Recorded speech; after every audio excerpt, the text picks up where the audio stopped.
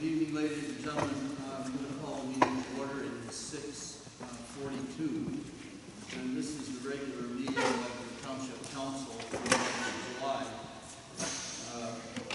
Probably I'll use this as much as possible. There are a couple of things to just bring to your attention. First of all, if you don't have a copy of the agenda package, there are copies of the agenda packages over at the side desk with Wendy.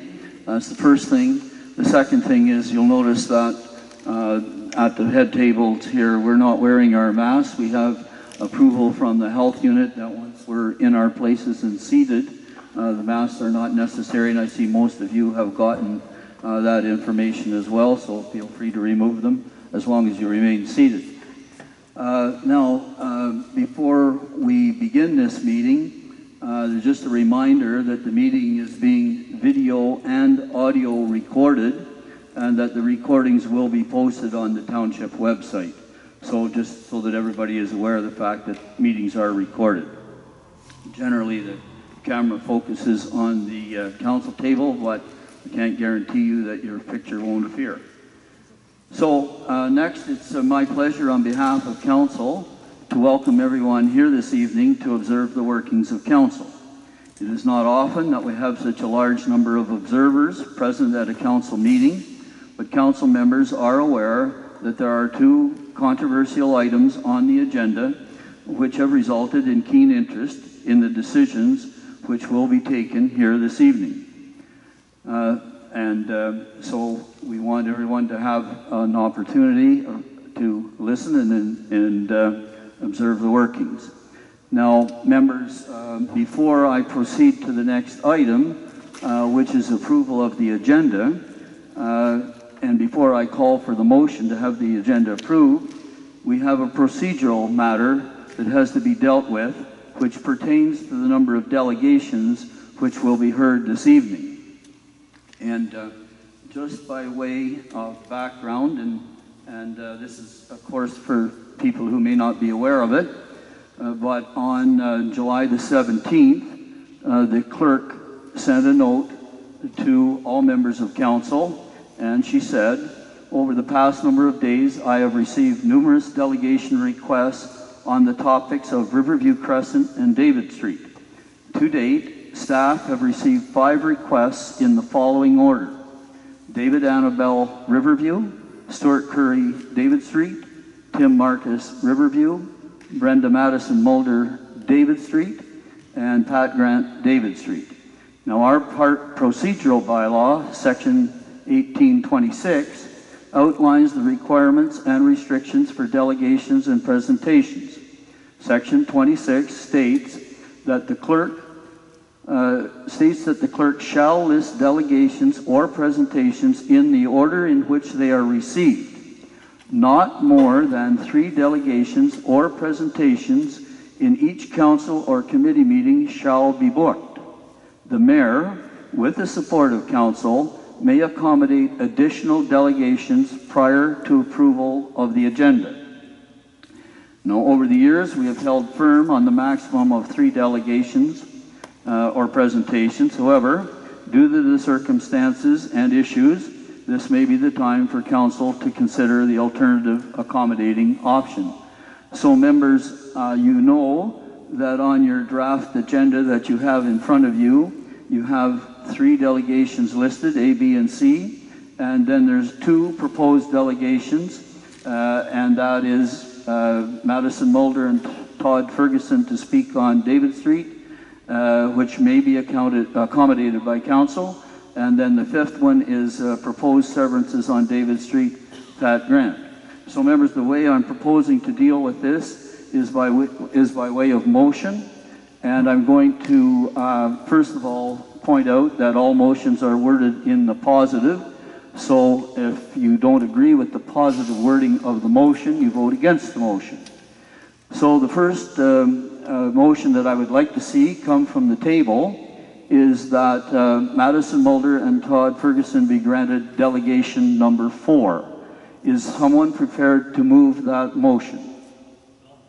I have a mover, Deputy Mayor Deschamps, and I have a seconder, Councillor Hunter. Now, those in favor of that motion, please signify.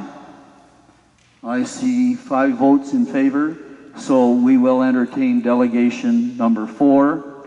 Now, members, the next proposed delegation is for the severances on David Street. The Speaker, Ms. Pam Grant, and the motion that I would like to see come forward is that we entertain delegation number 5, Ms. Grant, to speak on David Street. Is someone prepared to move that motion? I have a mover, Councillor Cameron, and a seconder, Councillor Dillabaugh. Is there any discussion on the motion? Hearing no discussion on the motion, I'm going to call the question. Those in favor? That's fine. I have 5 votes in favor. We will be entertaining 5 delegations here this evening. Now, that means then that when I call for approval of the agenda, I would assume, and I don't have the motion, I see Deputy Mayor Deschamps is going to be bringing the motion forward to approve the agenda. And Deputy Mayor Deschamps, I'm assuming that you will bring it forward as amended. Yes, if you would please then. Absolutely. So moved by myself, seconded by Councillor Hugh Cameron, that Municipal Council approves the agenda as amended. Thank you very much. Members, the motion is on the floor. Discussion, if any. Hearing none, I'm calling the question. Those in favor? The motion is carried. Thank you.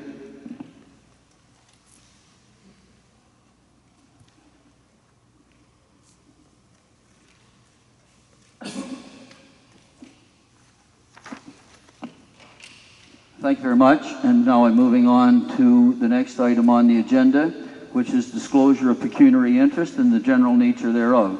Does any member of council have a disclosure of pecuniary interest here this evening? I hear no declarations, and the minutes will so reflect. Thank you very much. I'm moving to item number 4 on the agenda then, which is the delegations and the presentations. And before I entertain the first delegation, I would just like to make a few comments.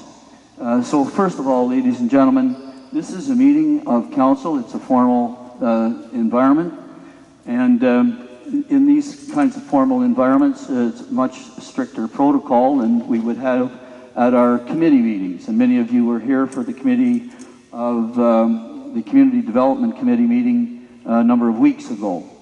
So one of the major differences is that at committee meetings we relax the rules a little bit, and there becomes more of a dialogue between various delegations and councillors, and sometimes the dialogue goes back and forth on a rather informal basis. But when we're in a formal setting, such as a council meeting as tonight, first of all, the delegations are limited to 10 minutes speaking time, and then secondly, if there is any follow-up, the follow-up is as follows. The councillor will ask the question through the chair to the delegation. The delegation will answer the question through the chair to the councillor, so that there's never any direct discussion between the delegation and the councillor. Those are just the way things work in a more formalized setting. So again, each delegation has 10 minutes. And one other thing that I would like to say, especially to the first 3 delegations, ordinarily delegations are not granted a second meeting if they've already met with a committee. However, there are exceptions to that, and the exception is if the delegation has new information to bring to the attention of councillors which was not brought forward during the committee meeting. So my job as the chair here is to ensure that the things that I'm hearing are new information that has not been heard by the council members before. And I think all delegations have been apprised of that restriction by the clerk when the delegations were put together. So I'm going to start then with the first delegation, and the first delegation is the proposed development on Riverview Crescent, and the speaker will be David Annabelle, speaking on behalf of Shaggy's Fries. Mr. Annabelle.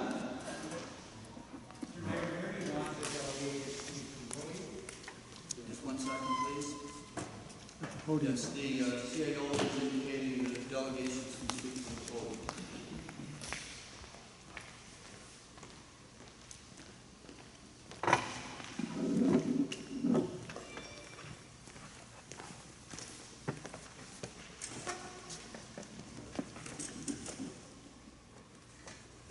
Thank you, Mr. Mayor. On or not. Mr. Mayor, first by way of introduction, my name's Eldon Horner. I know some of the members of council. Thank you for this evening. I'm counsel to Mr. Kenny and more specifically to 2729431 Ontario Inc., who has the proposed development that you're going to consider later. I'm here, as you mentioned, with David Annable from Annable Designs Company Limited. He is an architect and planner, and I'll defer to him on the more detailed bits and pieces of the application. At the risk of sucking up and by way of introduction, I had occasion to grow up in a household where my dad was the municipal clerk for many years, and I understand the role of council, and I appreciate the work and time that goes into these things on behalf of council. It's not always an easy job. I've done municipal work in the municipalities to the east of you for the last 25 years. The decision tonight, which I'm just going to give you a little bit of an introduction, I assume you've gotten comprehensive planning input and legal input from your advisors with respect to this. It's a bit of a unique situation that the public doesn't always understand how Section 41 of the Planning Act works. In this case, the proponent has the necessary zoning. There's no requested new use. There's no requested minor variances. What's being proposed is all within the scope of your municipal rules, and more importantly within the scope of the Planning Act that's set out by the province. The province dictates that where there's an area of site plan control, if the proponent has the proper zoning and if the proponent meets all the other criteria, which this application, there's confirmation that it does, then the municipality has the ability to impose conditions by way of site plan control. It's not supposed to be a decision on whether the use is okay or not. That's not the role, and it's not the purpose of a Section 41 application. Rather, it's designed to make sure that the necessary considerations are given to the impacts only. And in order to limit those impacts, council is directed to receive all the necessary planning information which you have, which Mr. Annable is going to elaborate on, and then to make sure simply that the conditions and rules and regulations in that site plan control agreement are the proper ones. It's why the appeal rules are different, and only the owner can appeal such a decision if there's an issue with respect to the conditions. But I hope and trust that council again has that information by way of background. I wanted to bring it up just briefly by way of introduction. And I also wanted to say on behalf of my client, municipalities are always seeking development and new industry. You have very complex, rigid rules on how development is to occur. And quite frankly, I think that where an individual complies with all of those rules, hires the proper professionals, gets the right advice, brings the right detail to council, this type of development is one which municipal council should encourage. It's the way that you want development to be done in accordance with the right process, as opposed to those individuals who we see who run ahead and do things without the right permissions and permits and assistance, and then you end up with a mess. So with that introduction, I'm going to turn it over to Mr. Annable, who can give you the information that you need with respect to the actual agreement itself. Mr. Chair, thanks for the time. I'm going to be pretty brief and short because as far as new information, we took the last meeting to heart. The one piece that I hope Wendy was able to circulate to everyone was my communication with Steel. The concern of the bus routes and the residents' children. We got confirmation from Steel as to who the children that are registered for the bus routes and the implications as far as Steel is concerned. Mark Gossett, who's the transportation coordinator from Steos, has stated that they only have 3 children that reside on that street registered. Yep. Just for the benefit of the gallery, if you wouldn't mind explaining STEO. Sorry about that. It's the Student Transportation of Eastern Ontario. They mandate and regulate all the bus routes. Their offices are just down the road, I believe, from the site. So back to where I was, Mark has stated, he looked up in the system, they have 3 children that reside on that street. All 3 are secondary students, and he added that they're all in the upper bracket of secondary. I'm not sure what upper bracket meant. There's currently 2 picked up on the east side and 1 on the west, and that with this interest and this concern, that for September, Steel is making all stops move to the west end just to add safety to the concerns of the residents. You know, whether this goes forward or not, they can revert it next September, but that's their plan right away. So we heard that concern, we addressed that concern, we reached out to Steel, we got it in writing, I provided it to Wendy. I brought 2 maps, I'm just not sure, there's one councillor that wasn't here, but just the blow-ups, and for those that have not, you know, I'm still asking, has your team, has your committee been to the site? Because if you look at the pictures and the maps that I have, it's an abundance of garages that are up against us right now. And there's no views. The fence, we were in agreement with all the stipulations that were being proposed with the last committee. And yeah, that's it in a nutshell. I just wanted to bring the big key was the steel, and just bring your attention again to the color map of the site, that like the size of that chip bus compared to those garages and stuff on that street. It's just a very low impact and smart layout.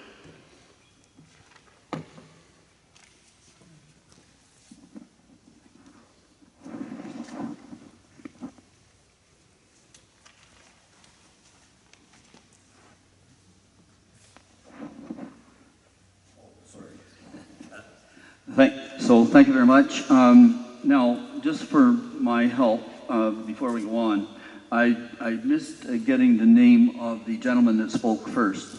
Mr. Mayor, its last name is Horner, H-O-R-N-E-R. First name is Eldon, E-L-D-O-N. Thank you very much, sir. And so to Mr. Rannable, thank you very much, Mr. Rannable, for your presentation. That is indeed new information that you've brought forward, and all of council has had the opportunity to hear it. And then I'll just respond briefly to Mr. Horner's opening remarks. Yes, Mr. Horner, you can be assured, council has received the advice of the planner of record, Novatech, and we do have a full briefing package in front of us.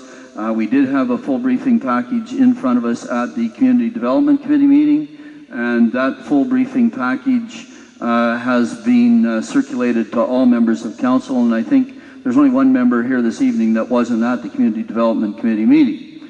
Now, having said all that, there's one other thing that I want to add. So now we're at the point of considering here tonight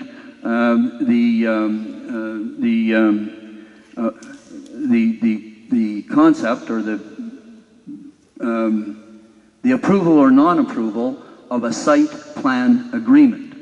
And so the site plan agreement was heavily discussed at the committee meeting, and there have been some changes made.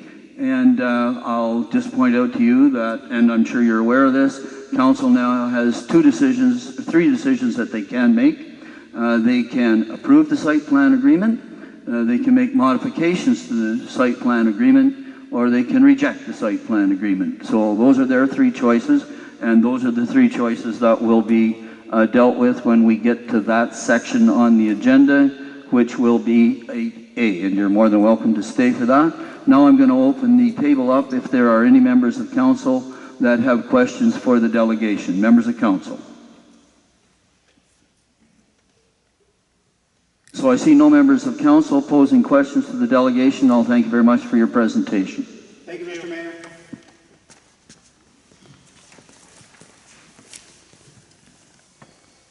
Ladies and gentlemen, I'm moving now to item number 4B on the agenda. And item number 4B on the agenda concerns proposed severances on David Street.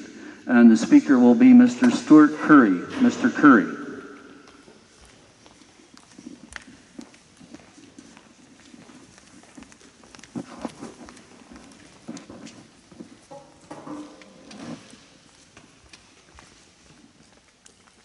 Good evening. Just as a sidebar, I wasn't notified that my presentation had to be completely different from my previous one, so I will be modifying it as I go. I'm sorry if I go somewhere I've been before. With all due respect, sir? Yep. with all due respect, sir, Yes? I have assurances from my staff that all delegations were instructed that the information that they must bring forward at a second presentation must be new information. Was that done in right? You may proceed, and I'll see how things go. Thank you, sir. I just want to go over a couple of the guiding principles that again are in the township's official plan.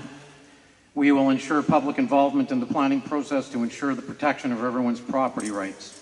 3.11, to create sustainable mixed communities where the unique local character of each of the township's villages and hamlets will be maintained and where the vitality on regeneration of the township communities will be promoted and encouraged.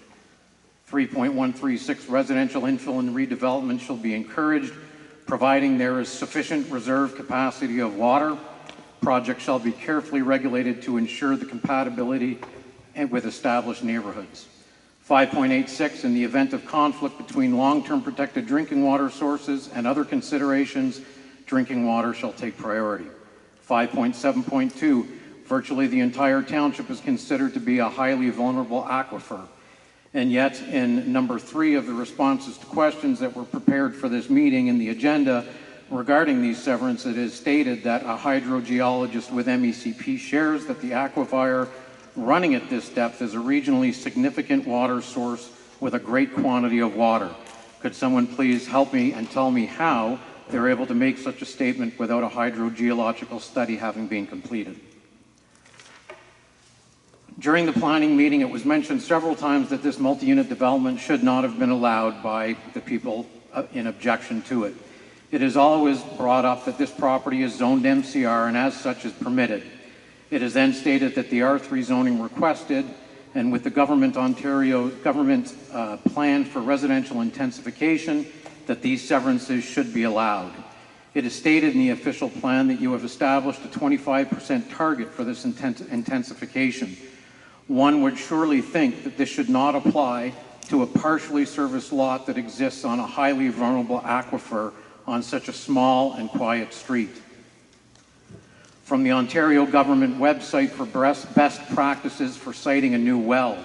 During the planning phase of a new well, all nearby wells should be identified and assessed to determine the impact the planned well construction could have on the neighboring wells. It is determined that the planned well construction may impair the water in nearby wells. Drilling should not proceed. The pumping of one well can affect the performance of another. Drilling or jackhammering of bedrock can affect nearby wells. There are some people directly around this site. Excuse me? Yes. Mr. Curry? Yes. Mr. Curry, there's only one issue here this evening. The issue is one of severance. Correct. Would you kindly try to confine your remarks to the issue of severance? Well, I think with regard to the issue of severance, there's one more point I would like to make then on the wells that is a concern to me that I think does play into these severances, which is the minimum distance stated by the government between wells to be 30 meters. None of the wells on that property meet that distance to my well. That's a concern to me. With regard to the severances then, I mean, basically you've taken away the bulk of my presentation at this stage. The letter from Madison Mulder to the township and the United Counties, in which he clearly states that it was his intent from day one to sever these lots into individual properties. I understand the concept of buying a commercial lot and developing the site and then requesting the necessary severances into individual residential lots. This is the way it is normally done. However, the developer would typically ensure that the lot is big enough to require minimal variances in order to get those severances. If Madison Mulder had applied for permits and severances for this project as 4 individual residential properties and this fourplex, would you have allowed these severances and permits? I'm confident in saying that you would not have.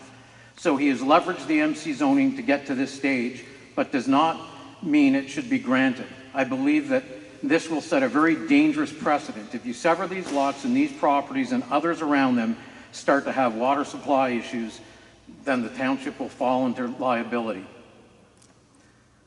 The severances should not be granted, just by sheer virtue that the frontage on some of these is 22.6 feet, and your bylaws state they should be 52.9.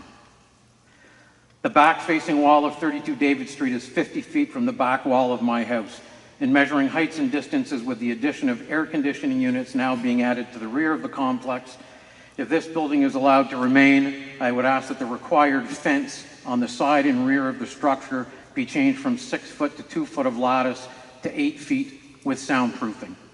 Finally, in an email from Brenda Mulder to the Township and the United Counties that was attached to this agenda, she states that if these severances are not granted, that we will all get exactly what we don't want, rentals. Clearly, she does not understand what we don't want. We don't want this building in our community. We want to make certain this is never allowed to happen again within Spencerville on a lot like this. We want to ensure that no other residents are subjected to the stress that this has created. We do not want our elected officials to just rubber stamp applications without first looking at the impact of a century-year-old neighborhood and its residents.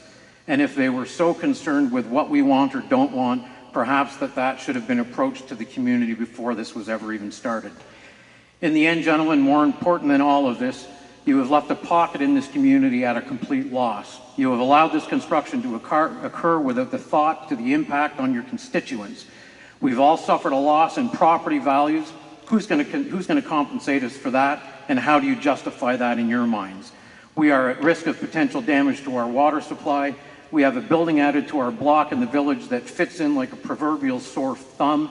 And sadly, the thing that hurts the most is you're standing behind a zoning regulation as an excuse for not letting people know in this community what was being proposed. Although we have only been here a short time in this community, my wife and I, since April 1st, we know that this is not how this little village operates. And it is very sad that our council and mayor have completely lost sight of this.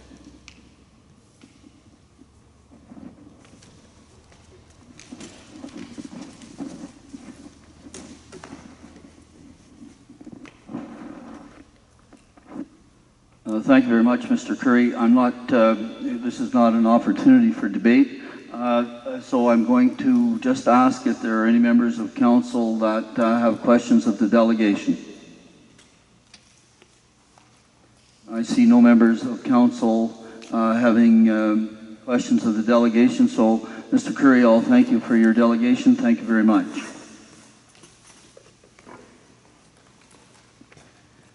Now, ladies and gentlemen, I'm moving to item number 4C of the agenda, which is the proposed development on Riverview Crescent, and the speaker will be Tim Marcus. Is Mr. Marcus here this evening?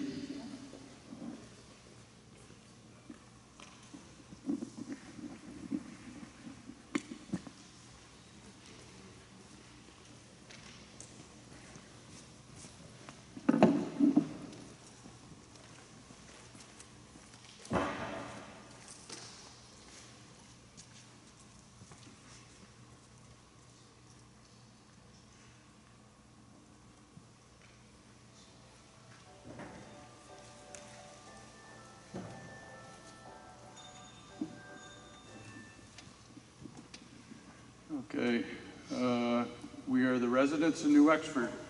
We want to protect our neighborhood and families. I would like to remind you that each and every one of us purchased these properties in a low traffic, sanctitudinal part of the area. That is the reason why we invested here. The new owners have indicated they've invested over $140,000. Well, I can tell you that's peanuts compared to what we as residents have invested in our properties. No chip truck. It is not going to increase the value of our properties, even if it's painted yellow. There will be additional traffic in our crescent that is not compatible for the host and the volume. We want it to be heard. You are not doing anything to benefit the neighborhood in this setting, and it sets up for hardship in a sense to introduce the type of venue here. I would like to ask a question to each and every council member. Excuse me, Mr. Marcus? Yes? That is totally out of order. Okay. And Mr. Marcus, I just remind you that the issue on the agenda is the question of a site plan agreement. Okay, What we're here to discuss this evening is the site plan agreement that we have in front of us. That's the item on the agenda. okay. Talking to the details of the site plan agreement, we, the resident, feel the need for an environmental impact study to be conducted for the property to ensure it will fit and suit the area. We also feel the southern and eastern exposures are not protected in this agreement. We would like to see a 6-foot solid fence to encapsulate 3 sides of the property with a 2-foot lattice on the top, as previously mentioned for Richard and Stacy's property. And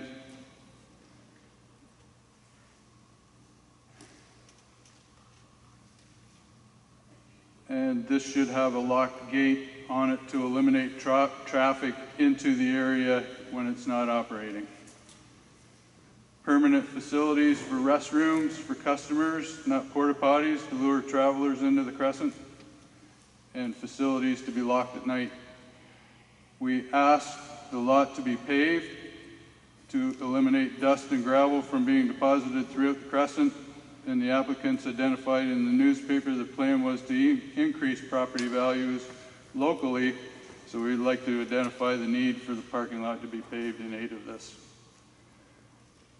Enclosed garbage areas to prevent rodents from gaining access, raccoons, seagulls, coyotes, hawks, numerous crows, and other numbers increase here.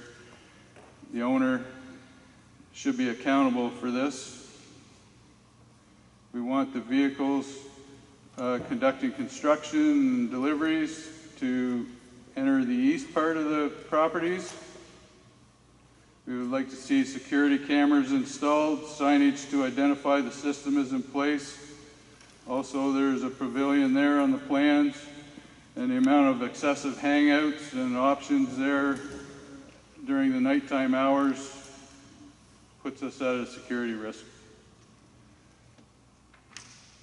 We also feel the name Shaggy's Fries on the river will lure customers to wander down, especially any overflow vehicles with families waiting on the side of the road for service. We feel since the name indicates it, they have access to the water, and we'll try and gain access to our properties. We also have concerns about roadway width and roadway widened to accommodate the flow of the two-way traffic. And this has been previously recognized by township engineers. We have the residents all here with us. All of them are in support and say no to this. We do not want this venue here. This will affect the way we live, the quality of life we've had, and it'll be changed forever. This makes no sense to us. It's ethically wrong. The roadway itself cannot sustain increased traffic in this residential setting. Elderly people walk their dogs here at night. We would like the owners to rethink the business options and do something that is more suitable in the setting for the Crescent.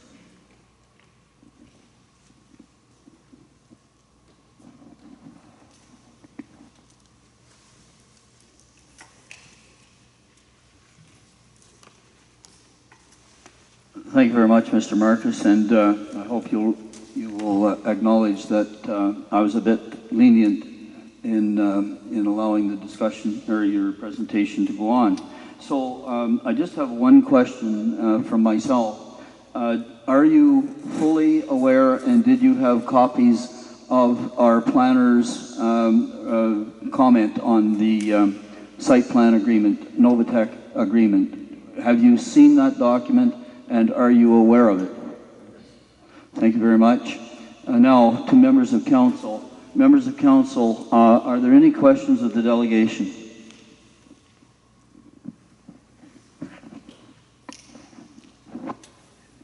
My question isn't directly to Mr. Marcus, it's more to staff on something that Mr. Marcus alluded to that is the first that I had heard of. So through the chair to the CAO clerk,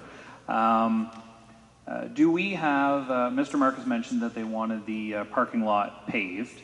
Do we have a, in the site plan, I know when I went through my process in Brockville, if we added the 5th parking spot, we entered into a full site plan agreement that meant that we had to have curbing, drainage plan, and full paving, no gravel. Do we have a bylaw that requires paving if it reaches a minimum size or a maximum size?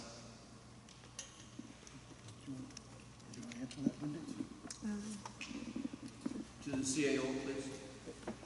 Thank you. I'll have our community development coordinator respond to that.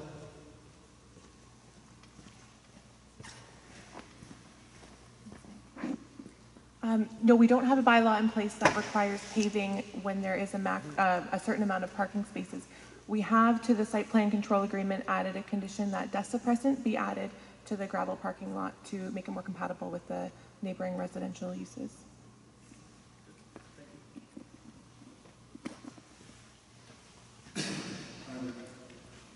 Councillor Hunter has a question.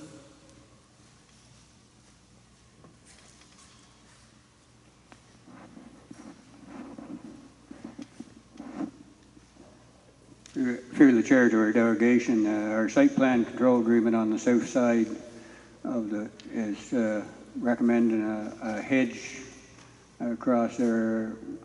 Is the residents satisfied with a hedge, or would they sooner have a fence the same as being proposed along the west side? To the delegation. Did you understand the question? Yes. I believe we'll take a solid fence over a hedge. Does that answer your question, Councilman? What do I see now? Are there any other questions to the delegation? So I see no additional questions for the delegation. The questions of the conditions that are going to be in the final site plan agreement will be the discussion that occurs at item number 8A in the agenda. So if there are no other questions, I'll thank the delegation, Mr. Marcus, for your presentation. Thank you very much. Now, ladies and gentlemen, I'm moving on to item number 4D on the agenda. Item number 4D on the agenda concerns the proposed severances on David Street. Now, the speaker will be Madison Mulder. I understand he'll be joined by Todd Ferguson. And is Mr. Mulder and Mr. Ferguson, are you here this evening? Come forward, please.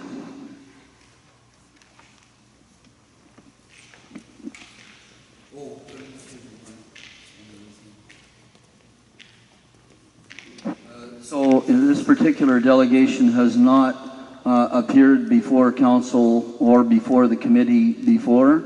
So in this particular case, we're not necessarily looking for new information, but still the 10-minute time limit does pertain. Thank you.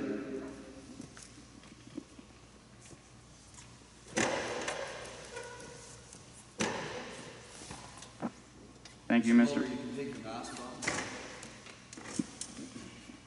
Thank you, Mr. Mayor. I'm here tonight to address my project on 32 David Street. I pre-consulted with the township before severing property off of 35 Center Street. I then took plans to apply for a building permit December 2019 for 32 David Street. And I was approved by the township and instructed I would also need 4 separate connections for all services. The township then advised me against severing the subject land into 4 lots until the foundation is poured, because a builder in the past did this, and when the foundation was poured, it was off the property lines, so that would mean the survey and the severances are no longer good. I have relied on the township's experience and expertise to assist me throughout the planning stages of this project. I supplied an engineered drainage plan as requested before a building permit was issued and had regular inspections done as needed. I have adhered to everything required of me by all parties involved. I've also brought Todd Ferguson along tonight to speak briefly on the wells drilled at 32 David Street. Thank you.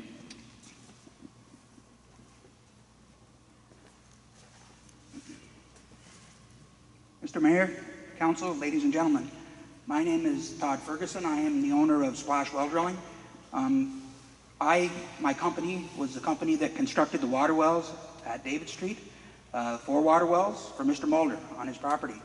The company constructed these water wells to Ministry of Environment Regulation 903 to meet the minimum and exceed the minimum standards of Regulation 903, with 22 feet of casing in the ground, total with 20.5 feet of casing in the ground, and grouted from the bottom of the casing to the surface, which is above and beyond Ministry of Environment Management regulations.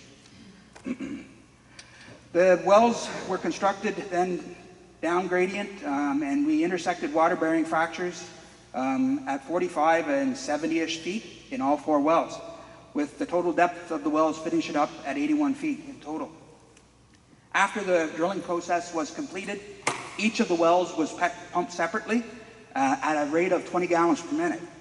During these pump tests, we also monitored the other 3 wells to see if, when pumping the well that we were working on, had any interference with the other wells, and there was no or minimal interference in the other 3 wells.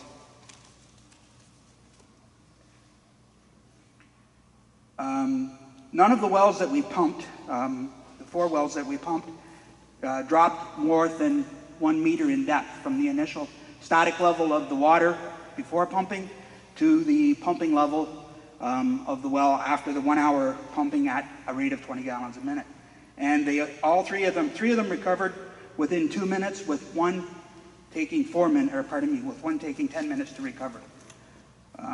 All the wells in the area surrounding this piece of property, except I think for one to the east, were part of the grant system in 1991 and 92. These wells were constructed in a manner that had 92 feet of casing in the wells. I have copies of the well records here with me. And it is in my opinion that these wells that are 80 feet deep should not affect the wells that were done in 91 and 92, because we haven't even got to the depth that the casing is grouted into on the wells surrounding it. We have constructed many new wells in the village since and during the grant process, and even during the grant process, if there wasn't an existing well there, the house was not eligible for the money to put in the extended amount of casing. We drilled, I think, 3 wells during that 91-92 period for new homes in the village, with no problems with bacteria in the newly constructed wells.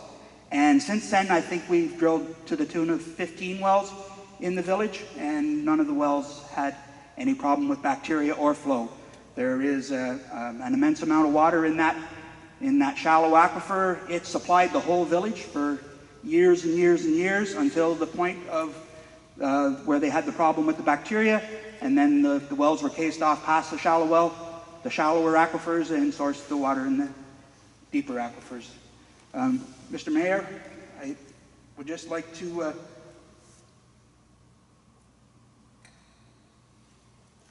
say that this is my opinion. I'm not a hydrogeologist. I'm just a well driller. I've been in business for 35 years. I've done lots of work in the township, in the village, and it is my opinion, and opinions are opinions, but I do not feel that the 4 wells that were constructed at David Street will interfere with the surrounding wells. Thank you.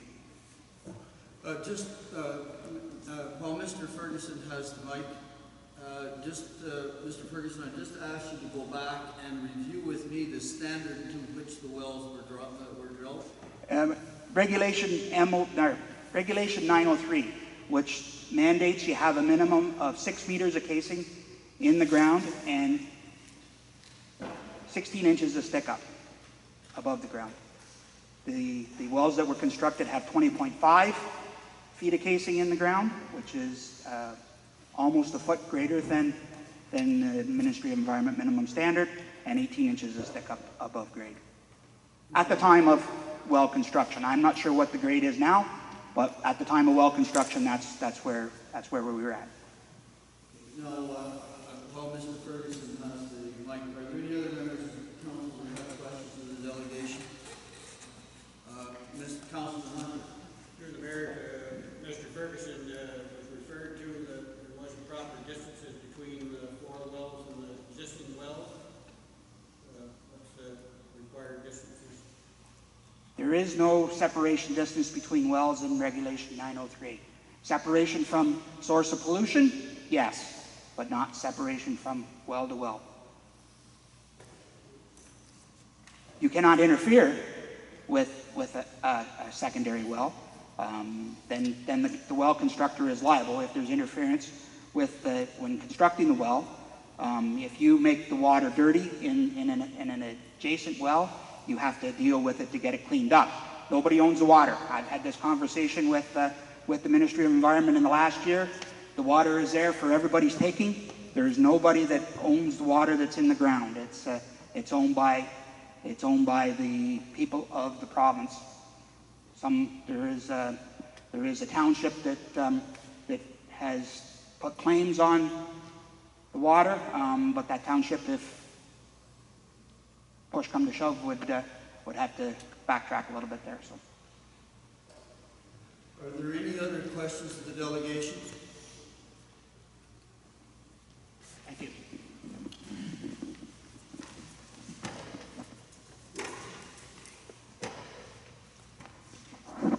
So thank you very much for your presentation and those few questions. Moving on now, ladies and gentlemen, to item number 4E on the agenda. The issue is the proposed severances on David Street. The speaker will be Ms. Grand.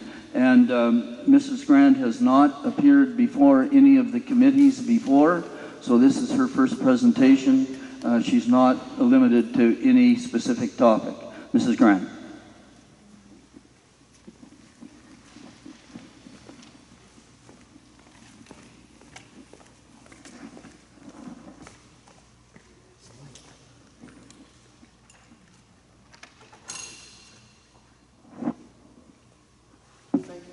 For allowing me to speak.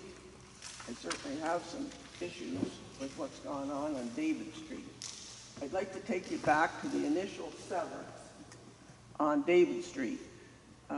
It was done in, it's under 131-18, it was done in 2018. That initial severance, I have a copy of the original one, and it is very unsatisfying.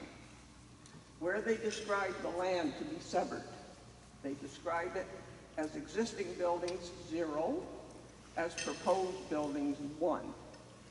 I have correspondence from Mr. Mulder that says from the beginning he had planned to put a 4-plex there. What my question would be, why then does it say 1 building and not 4? It was reconfirmed by his mother in a letter that she sent, implying that I was interested in buying the property but couldn't get the financing. I can guarantee you that never happened.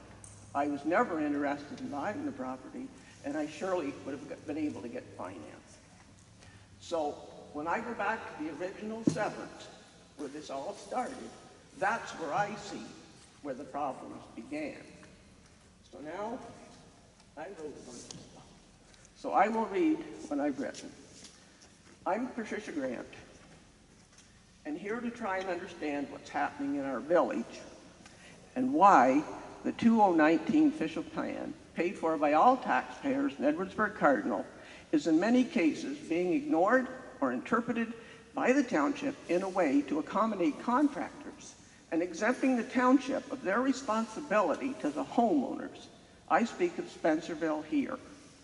Some of you sitting before me know me as a strong advocate for clean water, as I fought for nearly 8 years to get a sewage system in my village. Because our water here in Spencerville was so contaminated with fecal matter, I assumed You know what that is. Being successful in this endeavor, I assumed we could rest easy, knowing that our wells would be protected at all costs. Well, here I am to let you know that poor village planning, or lack thereof, has once again put them at risk. The Leeds, Grenville, and Lanark District Health Unit, July the 22nd, is encouraging owners of private wells to have samples checked to ensure the bacteriological quality of the water has not changed. That we know is due to the extremely low water table that we're facing at the minute in our area.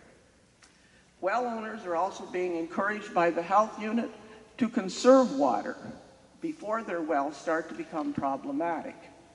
Other conservation measures include taking shorter showers, fixing leaks, etc., etc. It can take considerable time for wells to recover from persistent lack of precipitation, the release said from the health unit. The Ontario Wells Protection Act covers all wells.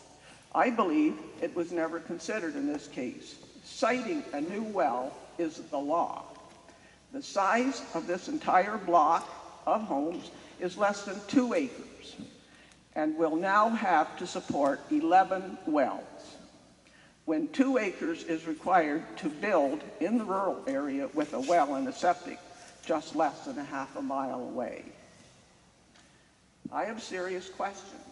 Are you aware that the official plan, section 572, states, as Stuart said, the township is considered to be a highly vulnerable aquifer and significant groundwater recharge area. Yet, by some stroke of imagination, we have allowed 4 drilled wells to be positioned on a lot that is 0.23 acres, which is less than 1/4 of an acre. We have 4 wells. Can someone please square that circle for me, because I cannot understand how this could happen. Section 572 states, new planning and building permit applications on lands within Spencerville Wellhead Protection Area that can pose significant threat activities will require notice from the risk management official under Section 59 of the Clean Water Act. I have no evidence that that was done, unless the applicant demonstrates to the approval authority that a significant drinking water threat will not occur. How he could do that, I really don't know. Mr. Deschamps, as chair of the planning committee, as well as deputy mayor, can you tell me that this was done? Were all 4 wells pumped at the same time to see what would occur? Were the neighbors' wells pumped alongside of the new wells to see what would occur? No, they were not. I am told this did not happen. So how could the effect on neighboring wells have been determined by the well drillers? Section 5.5 states, the township will ensure that adequate consideration is given to stormwater management study, including off-site impacts. Was this impact study done, and by whom? So I go on. On the initial application for severance of this lot on David Street under Section 7, the first box, municipally owned and operated water supply, was checked under the severed lot box. How did this get submitted for approval? We don't have municipal water. We have not ever had it. So I don't know how that box was checked on the initial application. Now, I was told today by the lady from the counties that you can take a severance application and you can change that anytime, anywhere you want to. That this here, that you're supposed to apply, it's supposed to be accurately filled in, which it wasn't. You can change that anytime after you're granted the severance. You can just, oh, well, he didn't think that at the time. Well, I have evidence that proves that Mr. Mulder knew from the beginning he was going to put 4 units there, but he put down 1 on the initial application. So the fact that he didn't know he was going to do it in December doesn't apply So here we go. I'll keep going. I love to talk. It says all applications are to be filled in. There are many areas on all of these that are not. So how did this happen and get passed ahead? Under subsection 1.1 of the building code, the application for a permit is authorized and a lengthy document. Was this completed and who did it? Who designed this building?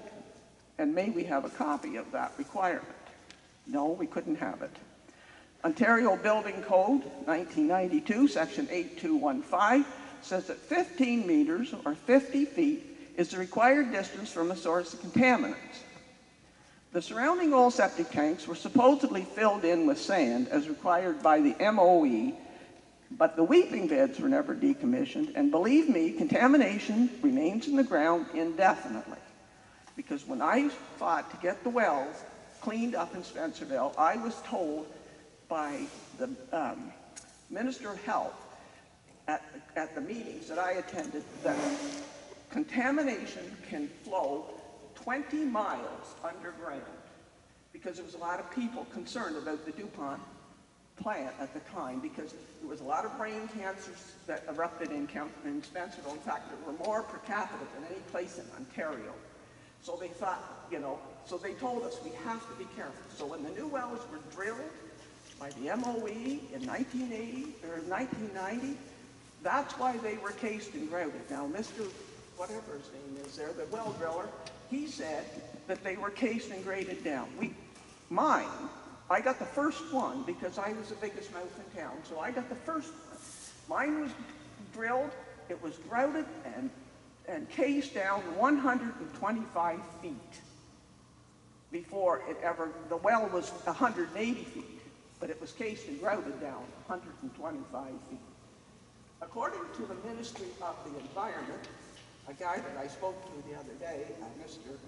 Dan White, I have a letter from him here.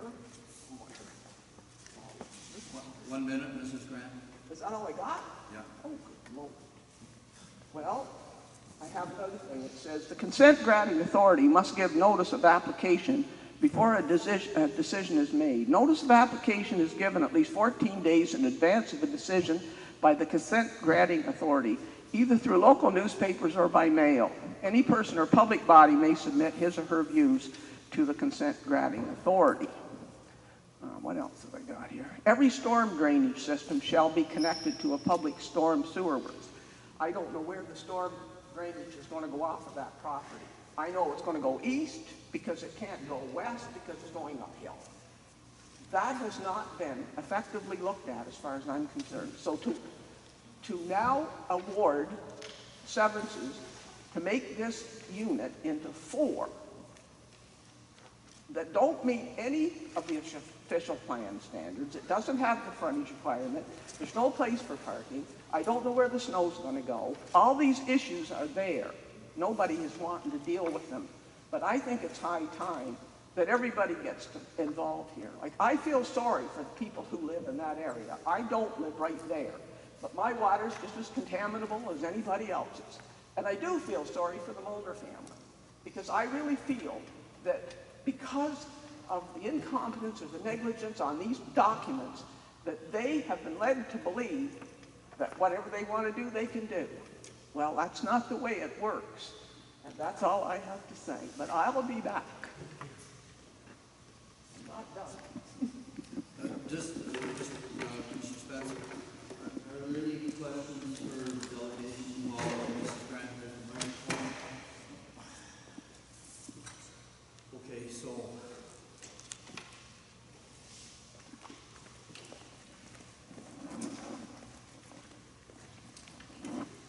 So thank Mrs. Grant for her delegation. This is not, as I said, it's not an opportunity for debate. We'll move on with the agenda. I think you'll find that there'll be more discussion on these particular items as we get down to the actual action items that are coming forward here this evening. So I'm moving now to item number 5 on the agenda. And item number 5 on the agenda is the approval of previous council meetings. And so first, the motion to approve the minutes for the council meeting of June the 22nd. Councillor Hunter, please. Myself, second by Municipal Councillor Hugh Cameron. The Municipal Council received and approved the minutes of the regular meeting dated June 22nd, 2020. Thank you very much, Councillor. Councillor, the minutes have been circulated. Are there any errors or omissions? I'll deal with business arising at the next item on the agenda. If there are no errors or omissions, I'm going to call the question. Those in favor, please signify. Motion is carried. Thank you.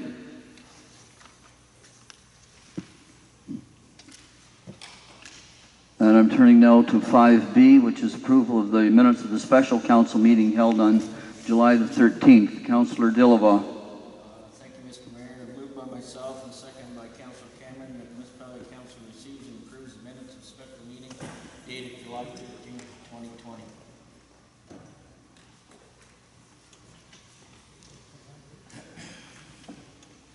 The minutes have been circulated in the package. Are there any errors or omissions? Hearing none, I'm about to call the question to approve those minutes. Those in favor? Motion is carried. Thank you.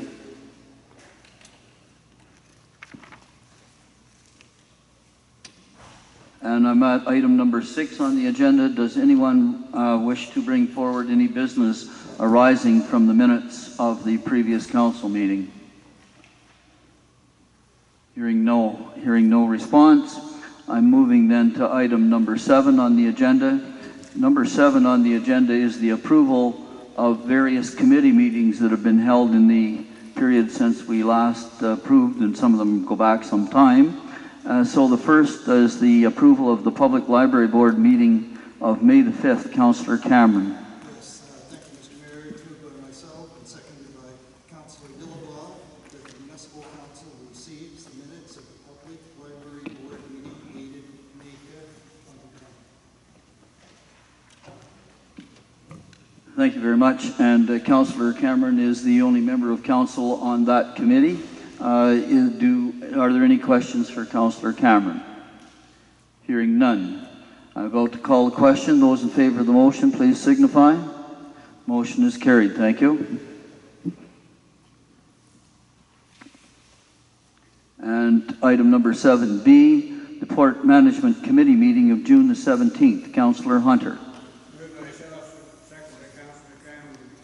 The Municipal Council received the minutes of the Port Management Committee meeting dated June 17th, 2020.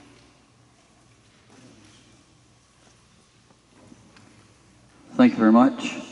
And for those in the gallery that don't know it, the Township of Edwardsburg Cardinal, of course, is the owner of the Port of Johnstown. The Port of Johnstown is managed by a Port Management Committee, which reports via its minutes back to Council.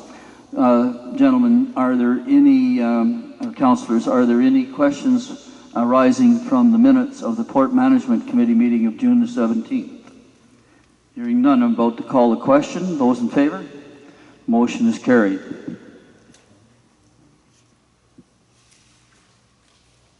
And now I'm turning to 7C, which is the Community Development Committee meeting of July the 6th. Deputy Mayor Deschamps, please. Moved by myself, seconded by Councillor Hugh Cameron, the Municipal Council receives and approves the minutes of the Community Development Committee meeting dated July 6th, 2020.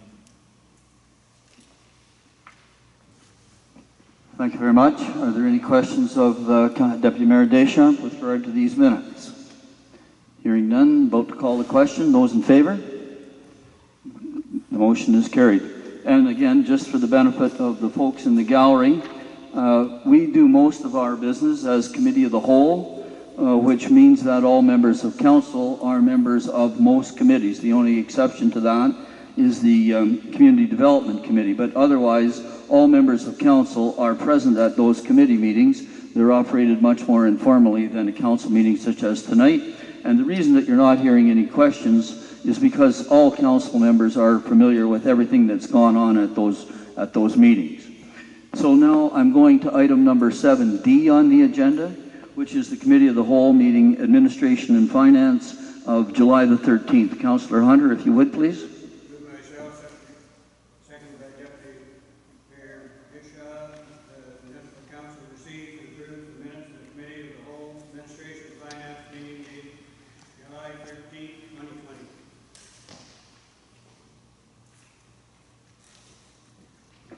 Thank you very much. Questions, if any? Hearing none. About to call the question. Those in favor, please signify. Motion is carried. Thank you.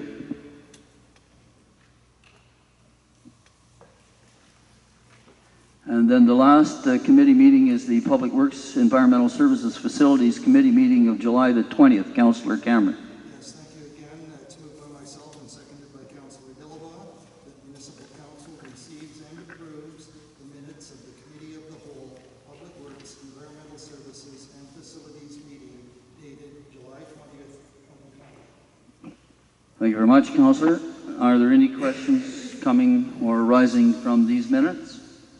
Hearing none. About to call the question. Those in favor? Motion is carried. Thank you.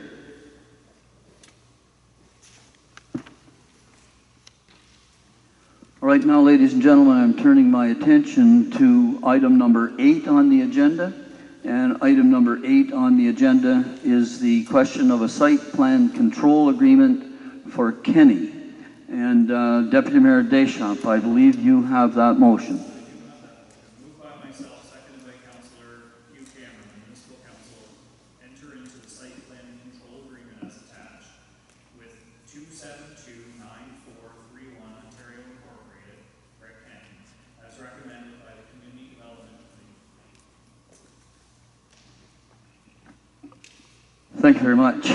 And now, just for the benefit of the gallery, and some of you are very familiar with what's going on here, but for those of you who aren't, we're about to deal with a site plan agreement. And as you heard from a couple of delegations, it's a controversial item, but I would like to point out that we have had the full briefing note from our planner of record, which is Novatec.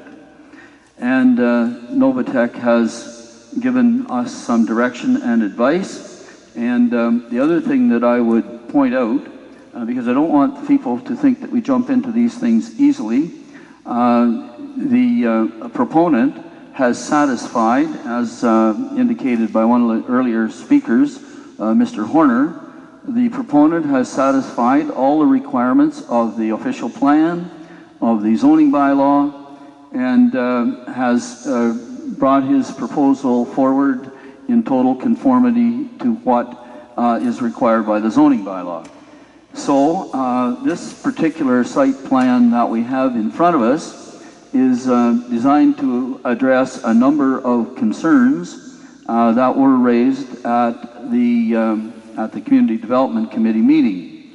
And I think probably the most significant is the fact that the site plan includes the requirement, the site plan agreement as it has been developed by staff, and then as a result of the Community Development Committee meeting, there was another condition added, and that condition was that there will be constructed at the west side of the property a 6-foot fence with a 2-foot lattice network on top of the 6 feet across the western boundary of the property.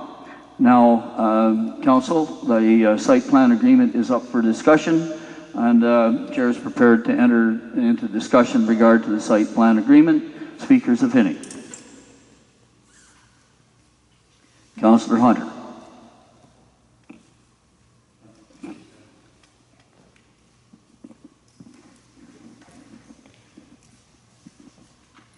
You're the mayor to our developer. I reviewed your site plan agreement here and been to the site as well.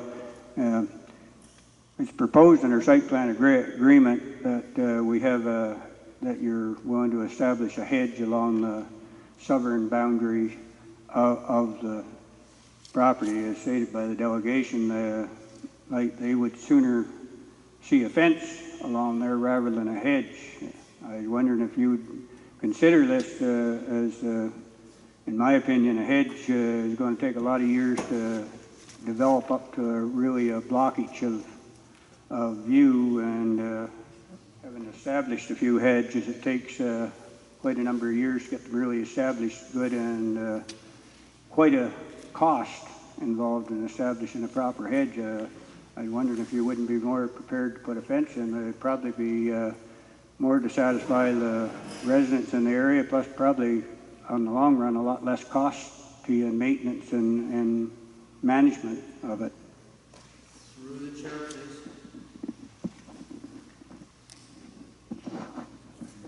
I can be loud enough.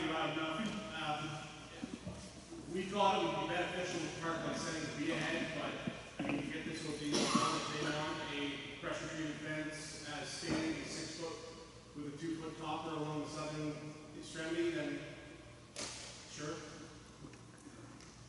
Now, it's up to other members of council. You have the draft site plan agreement in front of you. The question has been posed. The question has been posed, should the site plan agreement, no, I'll rephrase that. The question has been posed as follows. Would the proponent be acceptable or be interested in changing the draft site plan agreement so that the hedge, which is part of the site plan agreement, the hedge on the southern boundary, be replaced by an 8-foot fence? So I need discussion on that item. This is a matter for discussion of council only, please. Councillor Cameron. Yes, thank you, Mr. Mayor. Regarding the fence, I'm not sure we can do an 8-foot fence. I think we're limited to 6 feet, and I would certainly support that, a 6-foot fence. If the proponent of this, if Mr. Kenny would do this instead of a hedge, I would certainly support it. On the other hand, I would also support a hedge as well. Mr. Mayor, I visited several sites, both chip wagon plus eating establishments, where they are in precarious positions or situations. One of them is on Highway number 2 called Bud the Spud. People come from virtually all over to be at his establishment. I haven't seen any accidents there, and I travel that road quite often. I've been to eating establishments in Brockville where there is very limited parking. John's restaurant by the railway tracks is one of them, and there doesn't seem to be a problem there. At this moment, Mr. Mayor, I will support the recommendation.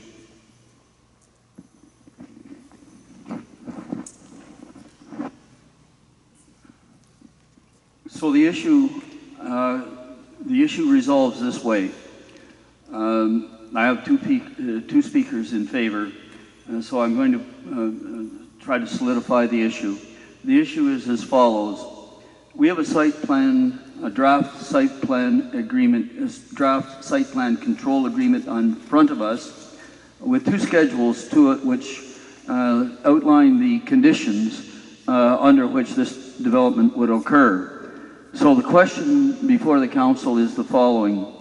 Do you wish to amend Schedule B and Schedule D of the site plan control agreement presently in front of you to require the removal of the hedge on the south boundary and replace it with a 6-foot fence on the south boundary? That is the issue for now, and I'll entertain speakers to that specific issue. Will you support that change to Schedule B and Schedule D? Speakers, please.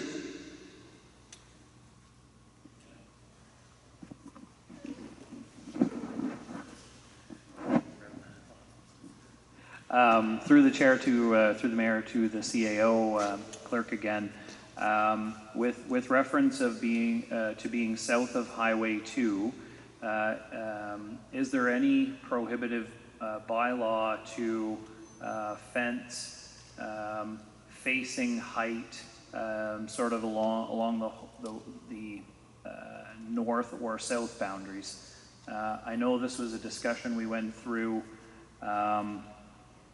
about trees that were catching salt spray, and the proponents had asked to put up a 6-foot fence in front, and the resolution was that there was some form of a bylaw that the height could only be 36 inches on the south side of the highway. So before we ask for something, I just want some clarification on that. I know it was 6 feet down the sidewalls, but for the straight view to the river was only allowable for 3.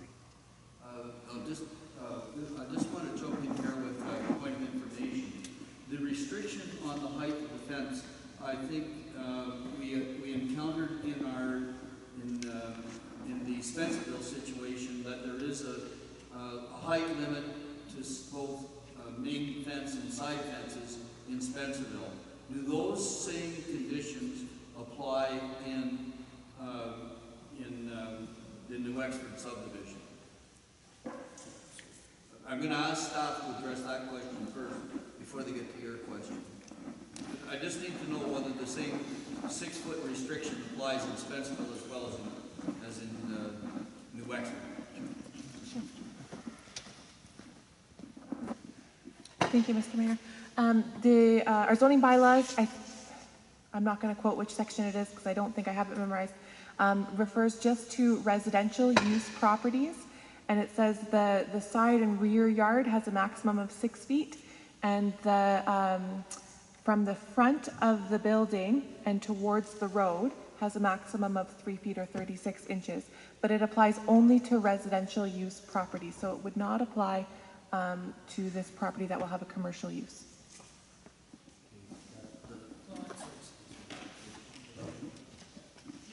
I mean, as long as we're not going against our own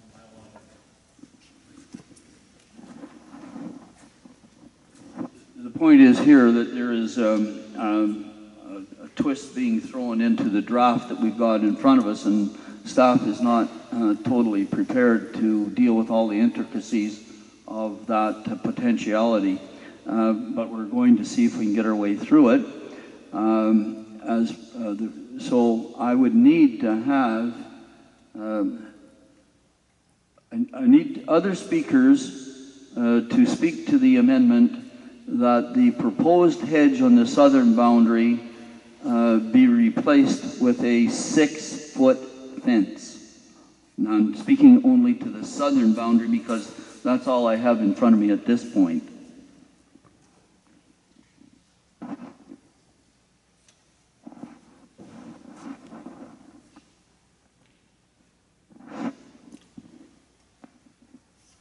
Okay, so it sounds like there are no speakers to that issue. Oh, sorry.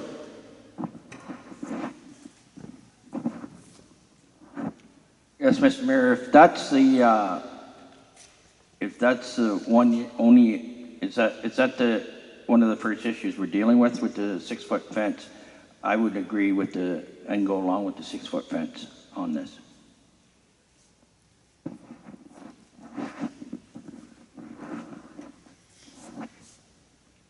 All right, I'm seeing no other speakers. So, I have to have an amendment to the motion that I have in front of me, because the motion that I have in front of me is that Municipal Council enter into the site plan control agreement as attached with 2729-431 Ontario Inc., as recommended by the Community Development Committee. As attached, I only have an 8-foot fence, a 6-foot fence with a 2-foot lattice on the west side.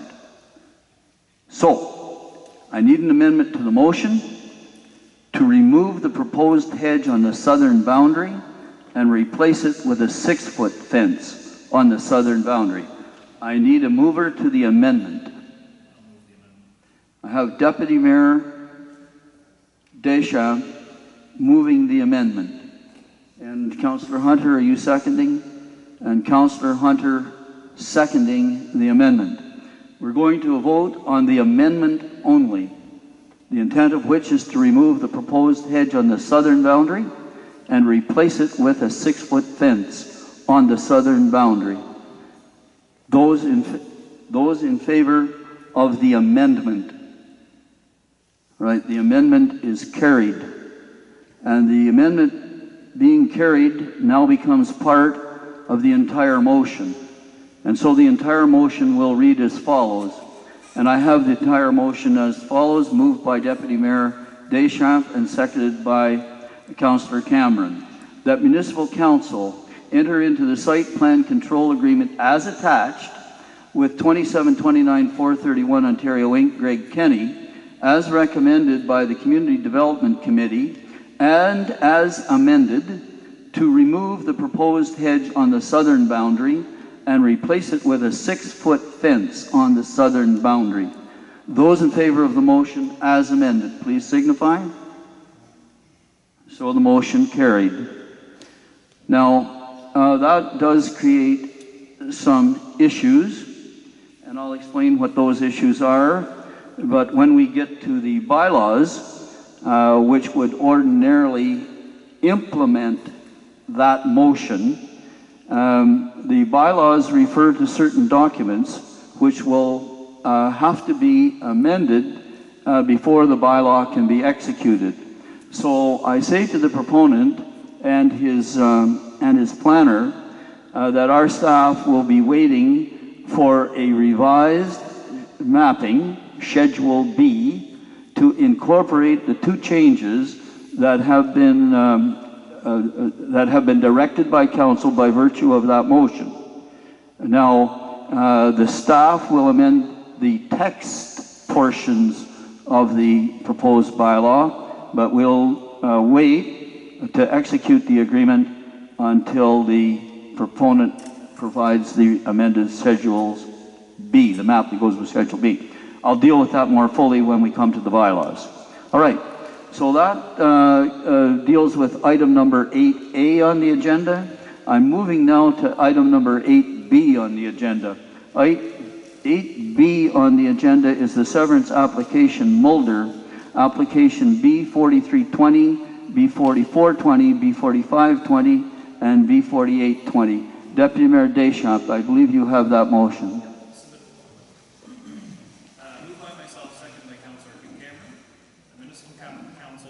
Mr. Horton, would you please remain? Mr. Horner, would you please remain just for a few moments? Thank you.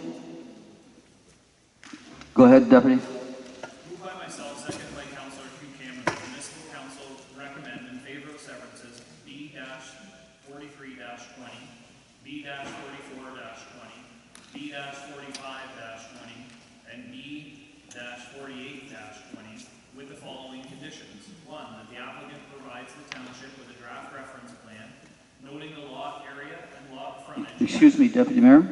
Excuse me, gentlemen. The gentleman at the back. Gentlemen, with all due respect, we have not dealt with the severance application, Mulder. It's on the table now. The Deputy Mayor is reading the motion.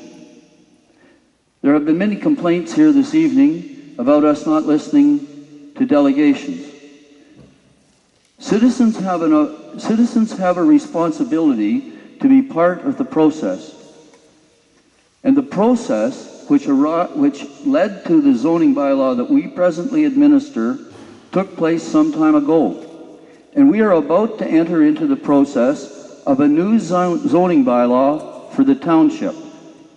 We've just completed an official plan renewal, and now we have a responsibility as a township to construct a new zoning bylaw. Those types of issues that were discussed earlier this evening were very well articulated by Mr. Horner, and much better than I could. But Mr. Horner pointed out that once the zoning bylaws are in place, council has no alternative but to implement those bylaws. We're bound to. That is the public process. And the point that I wanted to make with the folks that were speaking to the delegations is that the process starts over again now. And we are hopeful that you'll all take part in that process in a meaningful way. Your input into the process is the Community Development Committee meetings, chaired by Deputy Mayor Deschamps, every Monday, the first Monday of the month, on the first Monday of every month. That is the place where you get the input into what the new zoning bylaw will look like. And I've also pointed out to a number of people, there are at least 4 or 5 other places in our existing zoning bylaw where the same thing can occur. Just follow the rules. The rules are there. So I didn't mean to interrupt you, Deputy, but I thought that the folks that were very concerned about the issue in Spencerville should understand that we're governed by rules and bylaws. We are not arbitrary decision makers. We cannot change things willy-nilly. Once that public process leading to the bylaw is complete, we are bound. Thank you very much, Mr. Horner. Deputy Mayor, if you would, please.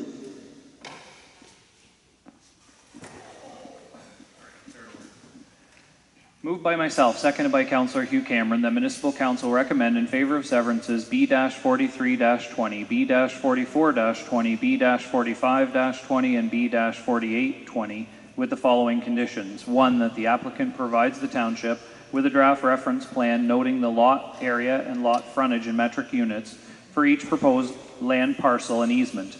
2, that the applicant provides the township with a building location survey and metric units. 3, that the applicant applies for a zoning bylaw amendment on the subject property as necessary to provide zoning conformity. 4, that the applicant provides the township with a servicing plan and a lot grading and drainage plan for each of the proposed lots, and that the stormwater management be provided to the satisfaction of the township. And 5, the applicant constructs a 6-foot, 1.83 meter high fence along both sides and the rear yard property lines.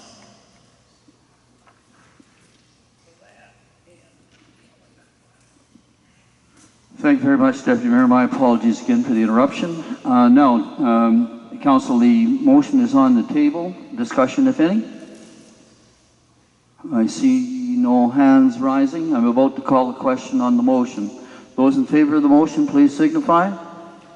The motion is carried. Thank you. And I'm going to show the motion is carried unanimously. Thank you very much. So now, ladies and gentlemen, I'm moving on to 8C on the agenda, which is the Fort Town Night Run endorsement. Councillor Dillabaugh.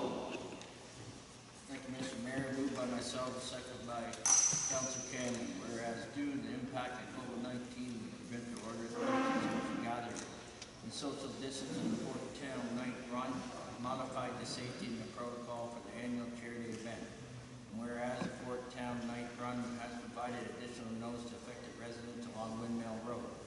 Now therefore be it resolved that the Council and Corporation of the Township of Edwardsburg Cardinal supports and endorses a modified safety protocol, updated modification letters in the Fort Town Night Run charity event being held on September 26, 2020.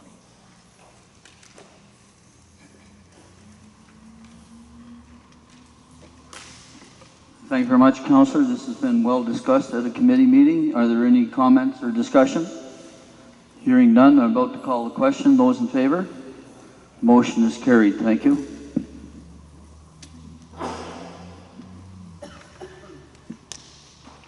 And moving then to item 8D, the 2020 Drinking Water Quality Management System Recertification Audit Report. Councillor Dillabaugh. Moved by myself and seconded by Councillor Cameron, that Council receives and reviews the 2020 DWQMS recertification audit report of the Edwardsburg Cardinal Environmental Service maintain their accreditation to operate the Cardinal Industrial Park water system until September 10th, 2023, as recommended by the Committee of the Whole, Public Works, Environmental Service, and Facilities. Thank you very much, Councillor. Again, this has been well discussed at the committee. Further discussion, if any? Hearing none. Those in favor? The motion is carried. Thank you.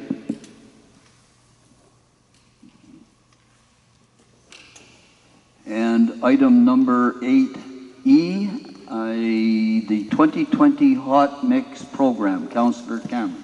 Yes, thank you again. It's moved by myself and seconded by Councillor Dillabaugh that Municipal Council approves an additional upset limit of $45,000 to the original hot mix tender award of $476,500 to complete the full length of Hudson Crescent under the 2020 hot mix paving contract as recommended by the Committee of the Whole, Public Works, Environmental Services, and Facilities. Thank you, Councillor. Again, well discussed. Further discussion, if any? Hearing none, about to call the question. Those in favor, please signal. Oh, sorry. Councillor Dillabaugh, sorry. It's okay, I don't need the mic. Mr. Mayor, I oppose that coming in under $475,000 hot mix contract budget. $45,000 I would like to see come out of Public Works operation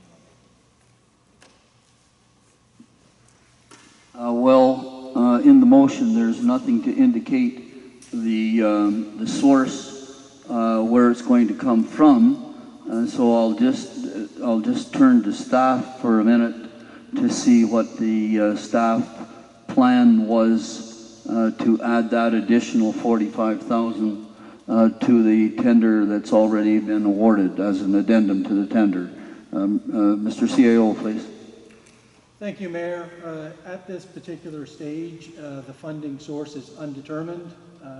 We have a few capital projects that have not started, and once a few of those other capital projects have been completed and prior to the commencement of the upcoming fall capital projects, we will return to committee with a funding source. So at this point, you're holding your cards close to the vest. Fair enough. Understand that.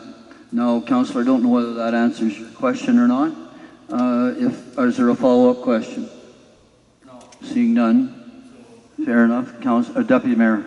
So, just a comment on the project. I know it's under the 50,000 mark, but we certainly had long discussions at budget about what we were going to do as far as the paving project and what we weren't going to do, and with reference or respect to this process, budget process, when we could have delivered Blair Road under budget and not endured $45,000 cost versus the $54,000 that we turned down the budget, and seeing we still have to return to Judy Place again next year to possibly next year to add it into paving project. I certainly struggle with this added expense. We're certainly going to see some added expenses again with the trucks, and this is a pretty sizable hit for the taxpayer this year that we had already decided against. So. Okay, but just point of clarification, the additional $45,000 will come from someplace else in the already approved budget. We can't go back and reissue tax bills or reissue tax bills or reset the tax rate. Okay, so are there any other speakers here? Councillor Hunter. Deputy Mayor, we spent a lot of time on budget here and try to keep the rate down. I don't think we can keep expanding in adding on. I want to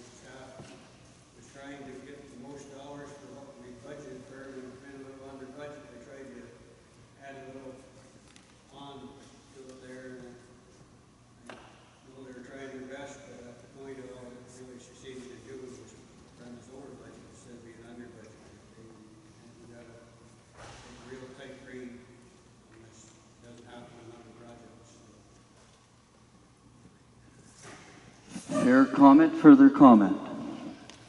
Hearing none, just a reminder that this was heavily discussed. I'm about to call a question. Do anybody want to hear the motion read again? Otherwise, I'm going to call the question. Those in favor, please signify. 1, 2, 3. Opposed, if any? Okay, I show 3 in favor and 2 opposed. So the motion is carried 3-2. Thank you very much.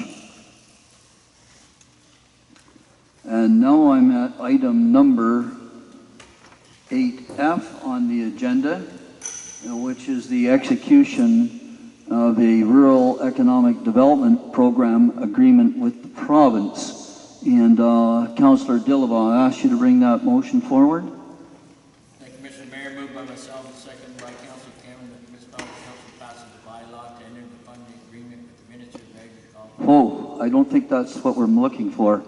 I'm looking for 8F. Now, is that the right one for 8F, Mr. CAO? Oh, it is. Okay, fair enough. I don't have it in front of me. Go ahead, Councillor. Sorry. That's okay, Mr. Mayor. I'll start over.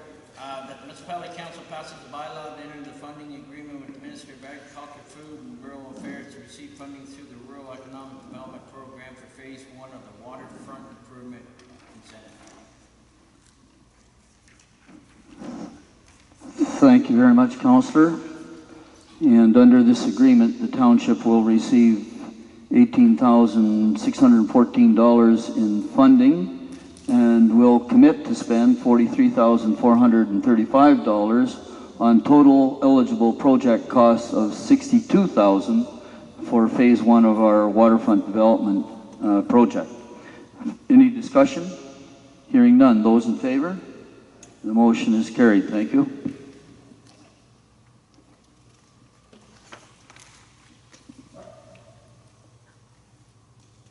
And I'm at item number 8G, which is the Racine Block Subdivision, Plan 1069. Councillor Dillabaugh. Thank you, Mr. Mayor. Moved by myself and seconded by Councillor Cameron that the municipality council approves the release of Lot 13 of Plan 1069 as security and direct staff to have legal transfer the deed to Lot 13 back to 2057700 Ontario, Inc.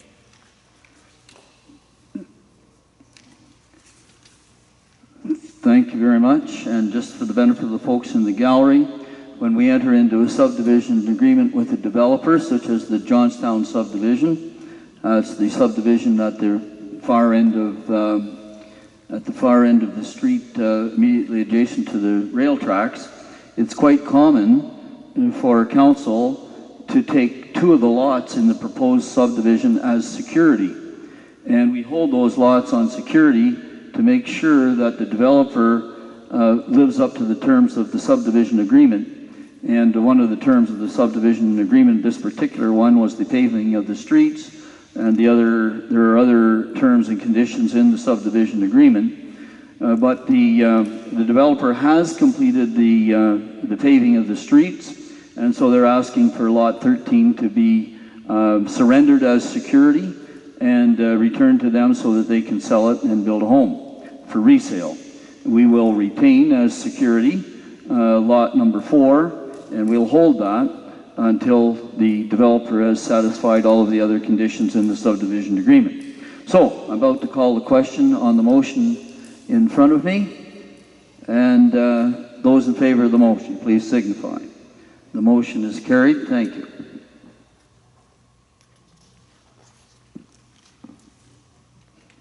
And so now I'm at item number 8H, which is the port investments, and Councillor Hunter.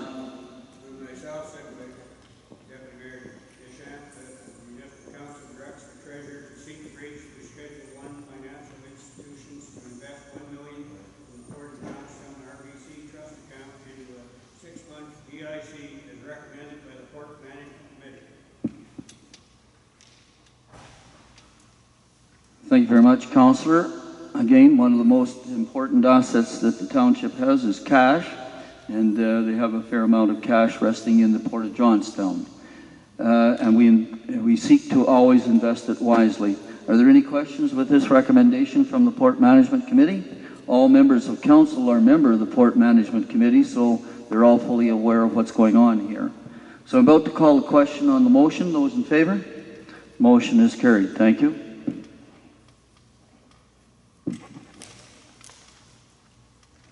And now I'm on to item number 9 on the agenda, which is the approval of the correspondence. Yes, and Councillor Cameron, I believe you have that motion. Yes, thank you, Mr. Mayor. It's moved by myself and seconded by Councillor Dillabaugh that Municipal Council receives the correspondence listed to the following dates as previously circulated: June 25th, 2020, July 8th, 2020, July 17th, 2020, July 23rd, 2020. And again, for the benefit of the folks in the gallery, any correspondence addressed to the mayor or to the mayor and council or to the township gets printed and gets circulated to council on a weekly basis, and so each of us in our mailboxes receives the resume package of all of the correspondence, so that you know that any correspondence that you've directed to the township comes to us, we receive it. Any member of council is welcome to take any piece of correspondence and have it put onto an agenda for further discussion. So this is the motion to receive the correspondence, which we've already received, as it has been previously circulated. Those in favor of the motion, please signify. Motion is carried. Thank you.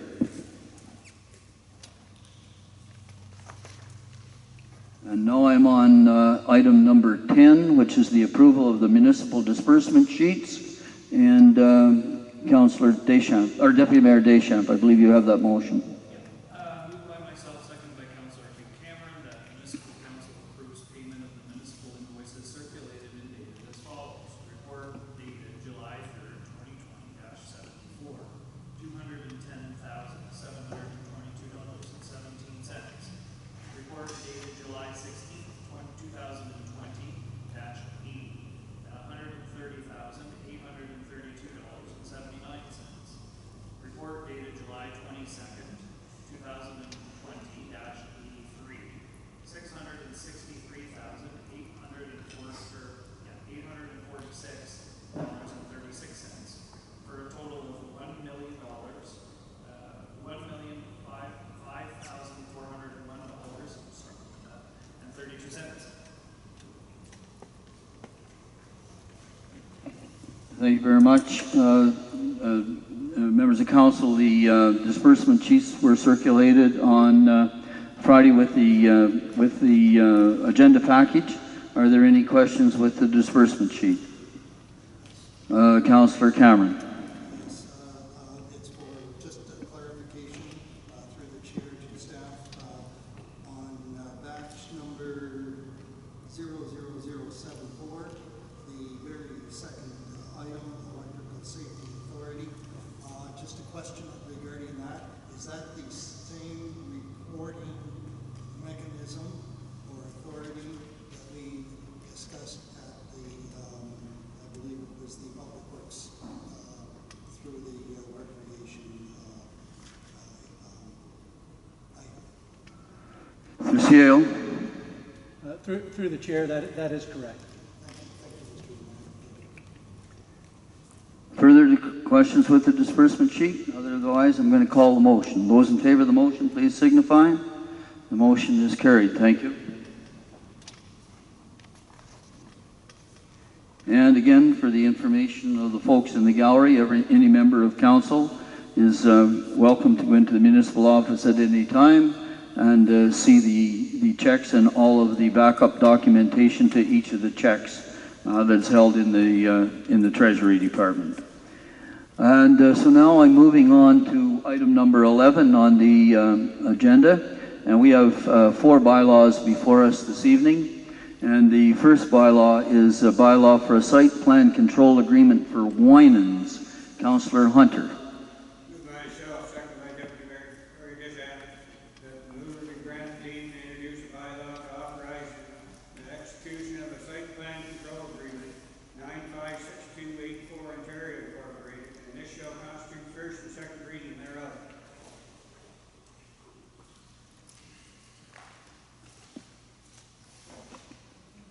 first and second reading of the bylaw. Those in favor? The bylaw receives unanimous support at first and second reading, and our procedural bylaw indicates that if a bylaw receives unanimous support on first and second reading, it can proceed to third reading. And that's a mechanism that we've built into our system so that if any member of council has a problem with a bylaw, they can vote against it on first and second reading, and that will delay it for further discussion and public exposure for one more month until the next meeting of council. So this particular bylaw, just again for the interest of the folks in the gallery, will authorize a site plan control agreement with that numbered company for the construction of a transmission tower at the Winans Farm. And so the bylaw received first and second reading unanimously. Councillor Hunter, proceed to third reading, please.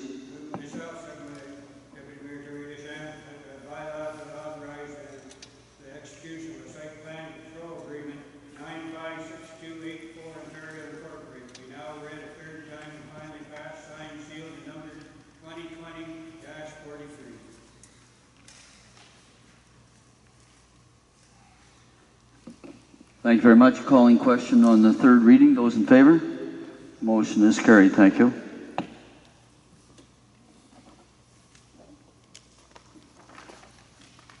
Proceeding now to item number 11B, which is a bylaw for a site plan control agreement with Kenny.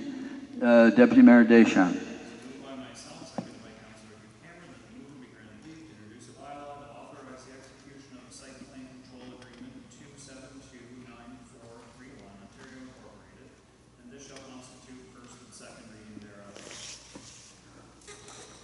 Thank you very much. First and second reading of the bylaw. Discussion, if any. Mr. Mayor, may I have a recorded vote, please? Recorded vote requested by Councillor Dillabaugh.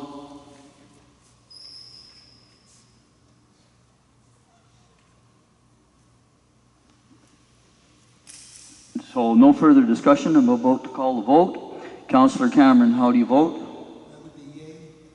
Councillor Dillabaugh, how do you vote? Councillor Hunter, how do you vote? Yea. Deputy Mayor Deschamps, how do you vote? Yea. And the mayor votes yea. And so the motion is declared carried. Now this is carried 4-1. It's not a unanimous vote, and because it's not a unanimous vote, it can't proceed to third reading. But we already know from earlier discussion that there's some staff work to be done, and also some work by the planner and the proponent to bring the schedules to the bylaw into conformity with the previous discussions here this evening. So I'm going now then to bylaw 11C, which is a Rural Economic Development Program agreement. Councillor Dillabaugh. Mr. Mayor, moved by myself and seconded by Councillor Cameron that the mover be granted leave to introduce the bylaw to authorize the mayor and the clerk to execute the Rural Economic Development Program agreement with Her Majesty the Queen in the right of Ontario to represent by the Minister of Agriculture, Food and Rural Affairs, and that should consist of the first and second reading thereof. Okay, first and second reading of the bylaw to enter the agreement. Discussion, if any. Hearing none. Those in favor? Motion is carried unanimously, and it can proceed to third reading. Councillor, if you would, please. Moved by myself and seconded by Councillor Cameron that the bylaw authorize the mayor and the clerk to execute the Rural Economic Development Program agreement with Her Majesty the Queen in the right of Ontario as represented by the Minister of Agriculture, Food and Rural Affairs. Be now read a third time, finally passed, signed, sealed, and numbered 2020-45.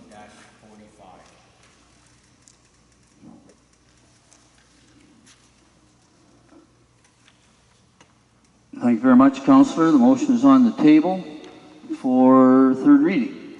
Those in favor of third reading, please indicate. The motion is carried. Thank you.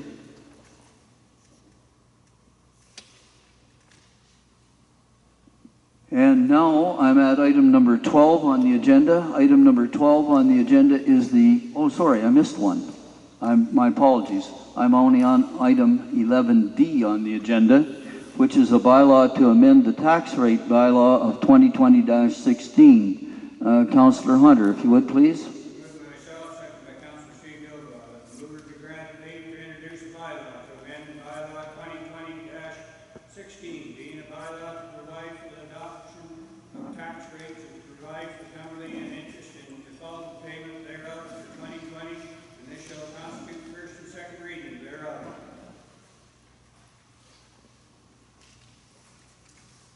Thank you very much. Now, discussion if any?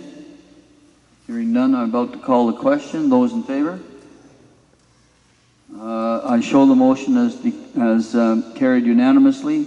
Councillor Hunter, it can proceed to the bylaw can proceed to third reading, please. Moved by myself, second by Councillor Steve Gilboa, the bylaw to amend bylaw 2020-16, being a bylaw to provide for the adoption of tax rates and to provide for penalty and interest in default payment thereof for 2020. Be now read a third time and finally passed, signed, and sealed at number 2020-46. Thank you very much. I'm going to call the vote on the third reading. Those in favor? Motion is carried. Thank you.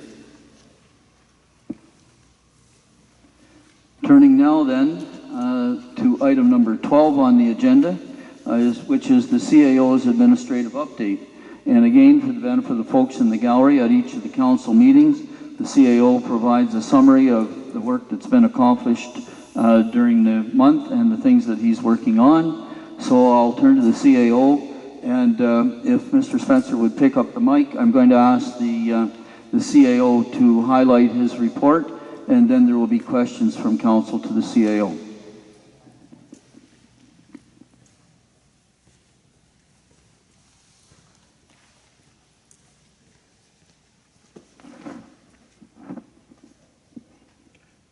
Thank you, Mayor. I get under economic development. Staff have met with Shouldice Trucking in regard to the undeveloped lot on Commerce Drive. Shouldice is starting the process to bring that lot under site plan control, and that will be brought forward to committee in draft form later this year. Under building, we had MPAC Evaluator visit the office on July 10th and also on the 20th to review building plans of closed permits in an effort to process growth assessment for 2020. Under bylaw, with the respect to the second quarter, we were up 122 cases, and of those 122 cases, there are only 12 remaining as a work in progress. As far as upcoming meeting schedule, just want to make a note that with respect to the Community Development Committee, that with the holiday Monday, that meeting will be held on Tuesday, August 4th. Under Treasury, on page number 2, Reserve and Reserve Fund Policy, the Treasurer is in the process of drafting and updating the Reserve and Reserve Fund Policy, and that will be coming forward to Admin and Finance Committee in August. Under Facilities and Recreation, Gallup Canal, the park is getting a lot of traffic. We have added a few more garbage cans and replaced the park sign, which was stolen. Under Parks, just want to note that the hanging baskets and the flower beds have really taken off this year and looking great. With respect to the facility here, the walking track, now that we're in stage 3, it's opened up. We're averaging about 8 to 12 walkers each morning. With respect to operations and public works, just an update that NAPS paving has started the Cardinal Arena drainage project, and we expect that will be completed in advance of this facility with the ice going in. Operations, environmental services. Of note, we've had Dundee Marine in to inspect all of the intakes on the water systems and the outfall at the wastewater treatment plant. We've also had the remote operated vehicle inspect the water tower on the Cardinal system, and that was completed on July 20th. With respect to fire department training, recruit training program has been completed, and the pump operations program that resumed should be completed by the end of this month. As far as the update on the new rescue truck, the estimated delivery time is now moved to Q4 due to a few delays created by the pandemic. The chief has instituted a partial burn ban as of July 8th, with only campfires between the permitted hours of 6 p.m. and 2 a.m. And just under emergency management, just to advise that we have a new field officer, and the individual's name is Mr. Grant Murphy. And the final item is that the provincial emergency declaration was ended on July 24th. While, excuse me, Mr. Spencer, while the CAO has the mic, if you would, please, we'll give the council opportunity to ask questions.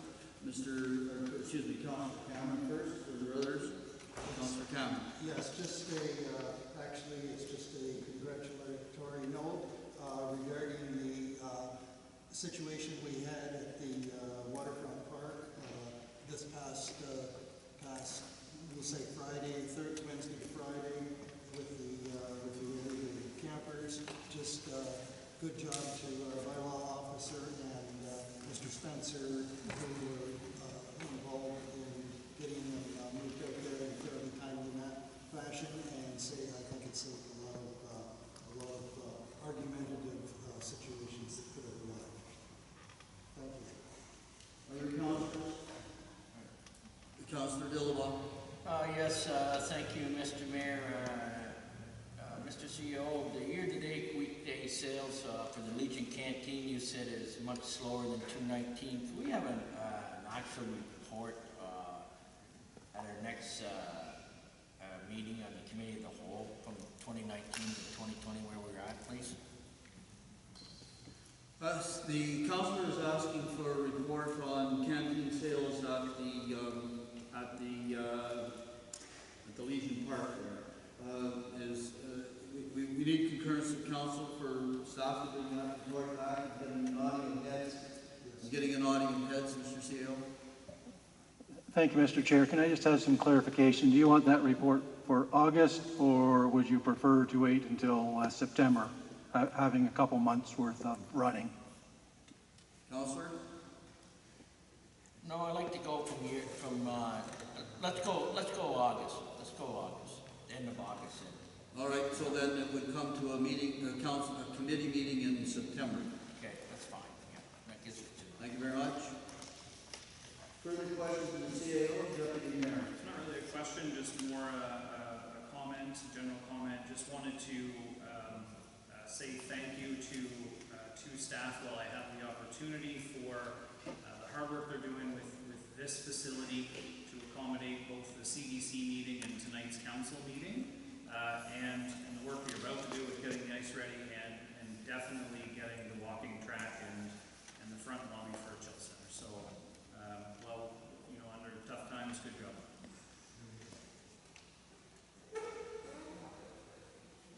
Looks like that's it. Thank you.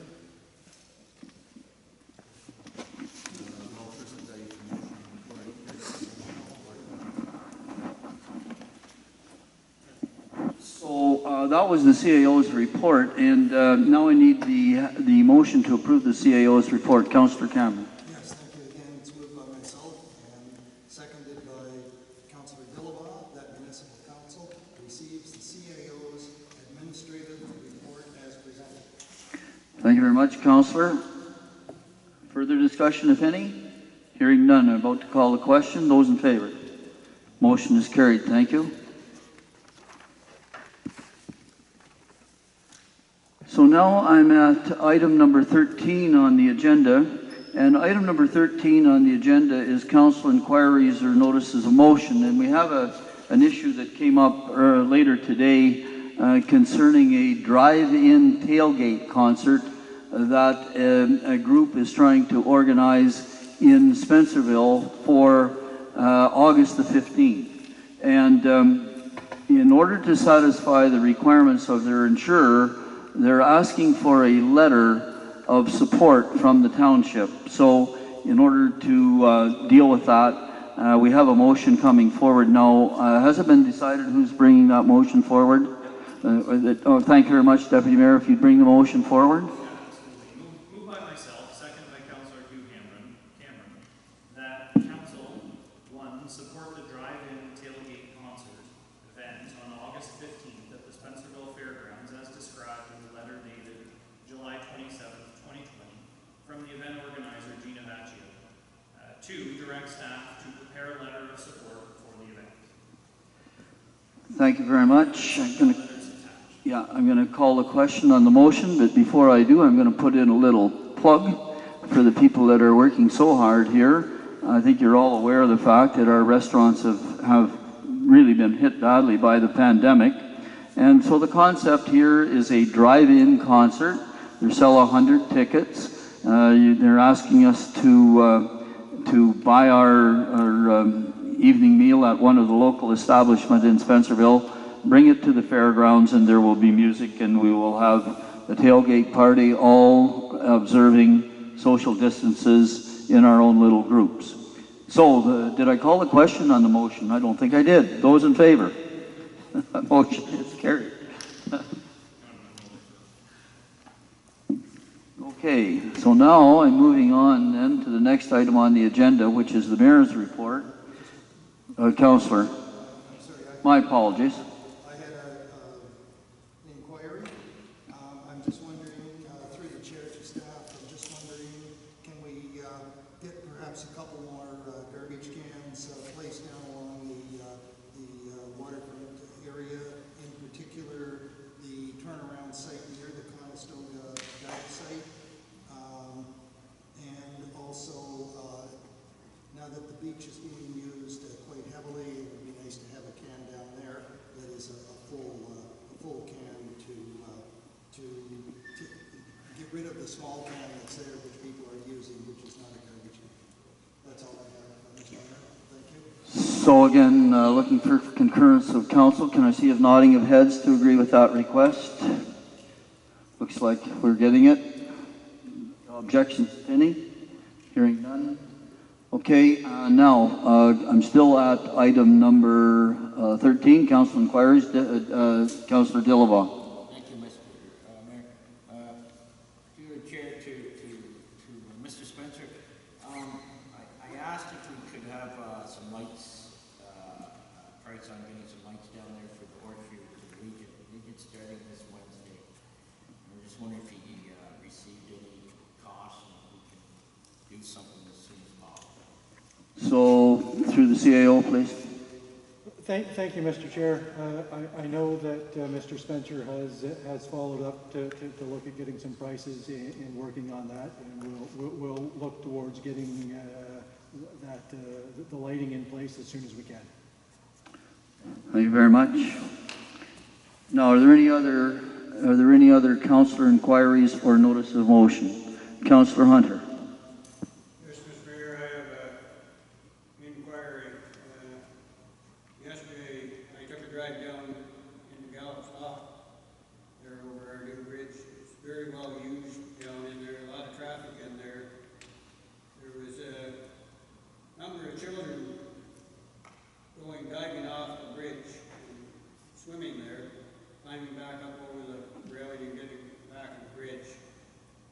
While I was down there, I witnessed two vehicles coming in the road, coming down into the parking lot there. One slowed down fairly well and watched for the children coming through.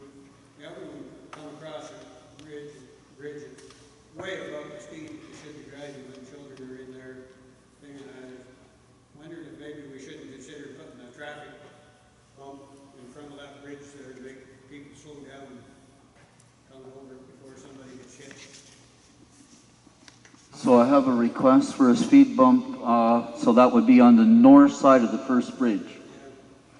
I have a request for a speed bump on the north side of the first bridge.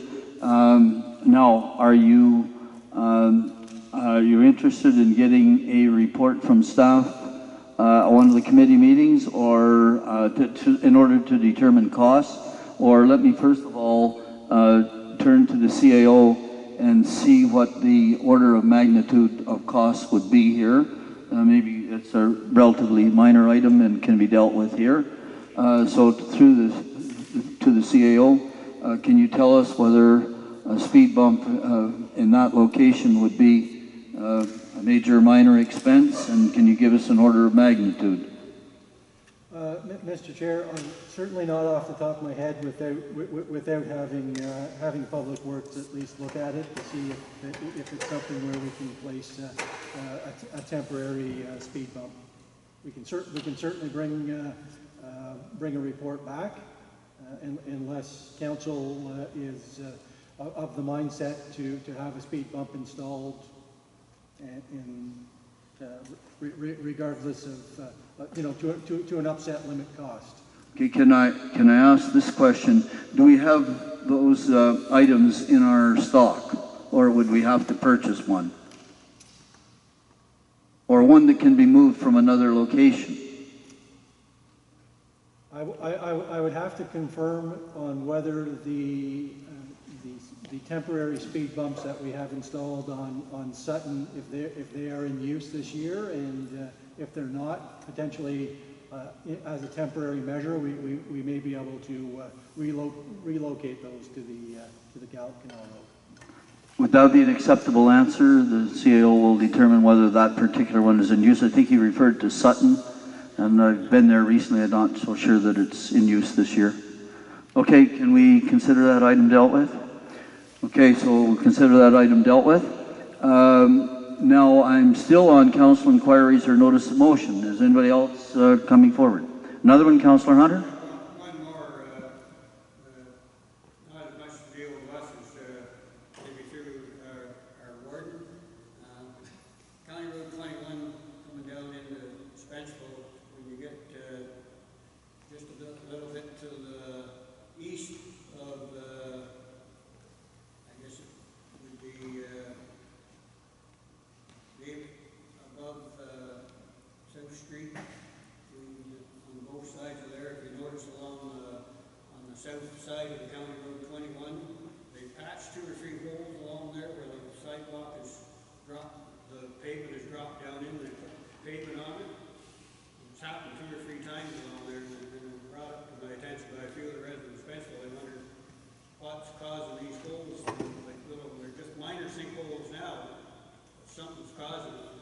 Really, when we've been in such a dry year that we're getting things happening, I wonder if you could have the county engineer maybe take a little more look at it and just throw a little bit of hot patch in them.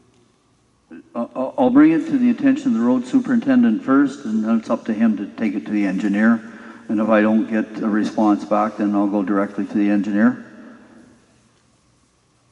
Now, are there any other items under council inquiries or notice of motion? Okay, hearing none. About to move on then to item number 14, which is the mayor's report, which will be brief tonight. A couple of good news stories though. So first of all, a communication from Mr. John Witherspoon of HFI Pyrotechnics advising me that sometime within the next few days, if not this week, for sure next week, HFI Pyrotechnics will be issuing a press release with a good news story for both his company, long-term contract, and for employment at his company. So I'm not privy to any of the details, and the story, of course, is his, and he will release it as he is able to get his ducks in a row and approvals in place. Second item, just quickly, I held a meeting last week with our staff concerning Jones Rail. Jones Rail is seeking an amendment to their site plan control agreement to construct a propane transloading facility as part of, or as an amendment to their phase 2 site plan control agreement. So I think we've established a process that will have to be adhered to, and Mr. Jones assures me that he has sufficient expertise available to him to get the information that that the community development coordinator will require. And then the last thing, just to inform council and make public that our discussions with Daly are ongoing, and later tonight in the closed session we'll be moving another step forward with that company. I'm not at liberty to describe the details at this point, but I think within the next few months we'll be able to do so. So that's the mayor's report, and I'm looking for the motion to receive the mayor's report. Deputy Mayor Deschamps, I think you have that. Yep, that's me. Moved by myself, seconded by Councillor Steve Dillabaugh, that council receives the mayor's report as presented. Thank you very much. Calling the question. Those in favor? Motion is carried. Thank you. And now I'm at item number 15 on the agenda. Item number 15 is a question period. Any member of the gallery is welcome to ask any question pertaining to any matter that's been dealt with on the agenda this evening. I see I have a hand up by the press, and we'll deal with that first, and this lady will be second. So if you would please, if you wouldn't mind standing, and if you'd like to use the mic, I'm going to... okay, go ahead.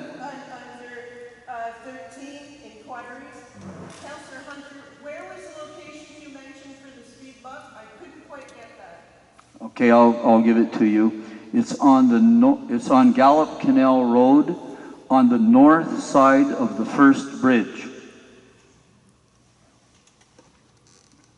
Thank you. And I concur with Councillor Hunter's observations there. Did you want to say something further? Just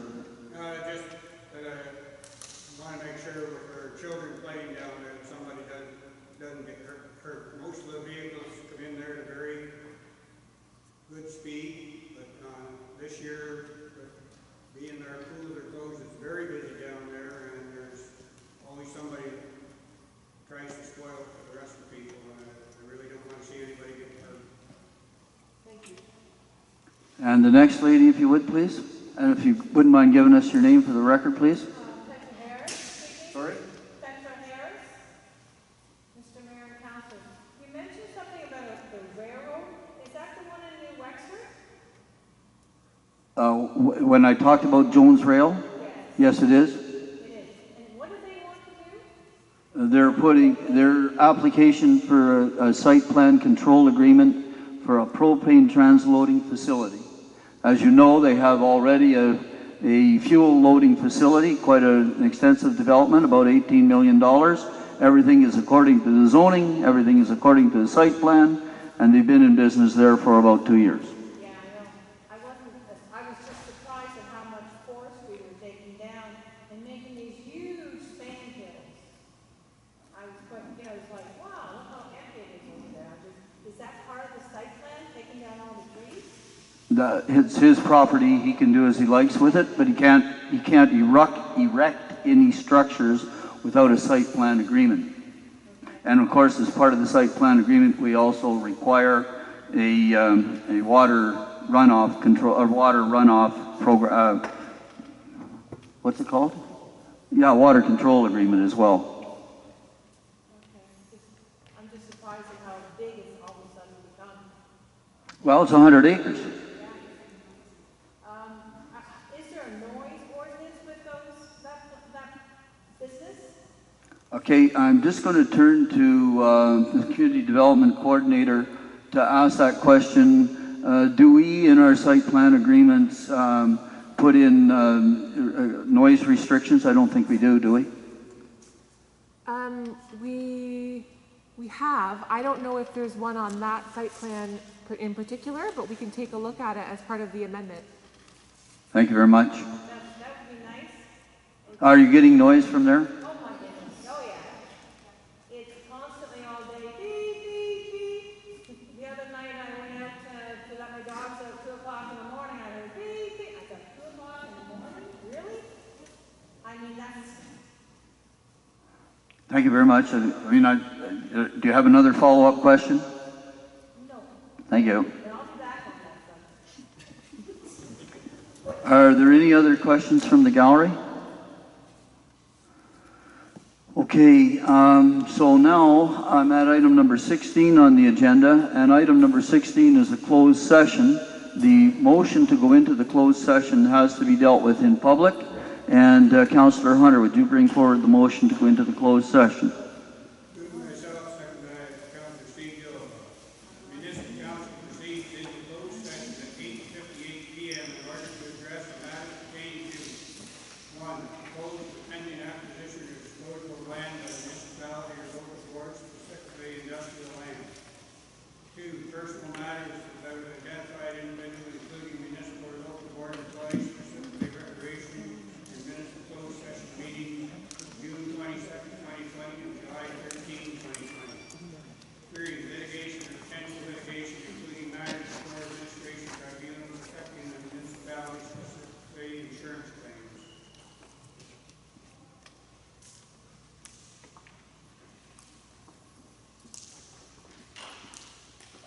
Thank you very much. The motion to go into the closed session, those in favor? The motion is carried, and we'll have a 10-minute break, and we will resume in closed session. Thank you very much. Appreciate your attendance and your interest here tonight, folks. The thing that I need is the first thing I need then is the motion to come out of the closed session. Closed meeting is now adjourned and the open meeting of council is now resumed at 9:53 p.m.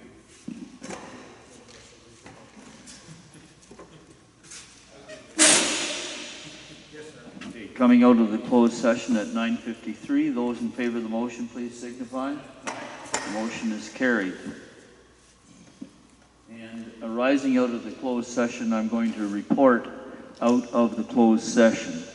And the report is going to take the form of a number of motions.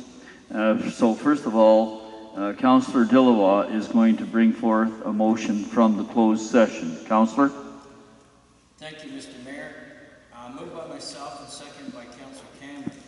Municipal Council 1, declare that 3 township-owned parcels located at the corner of Edison Avenue and County Road 2 is surplus to the needs of the township. And 2, direct staff to enter into negotiations for potential purchase and sale agreements for the industrial land.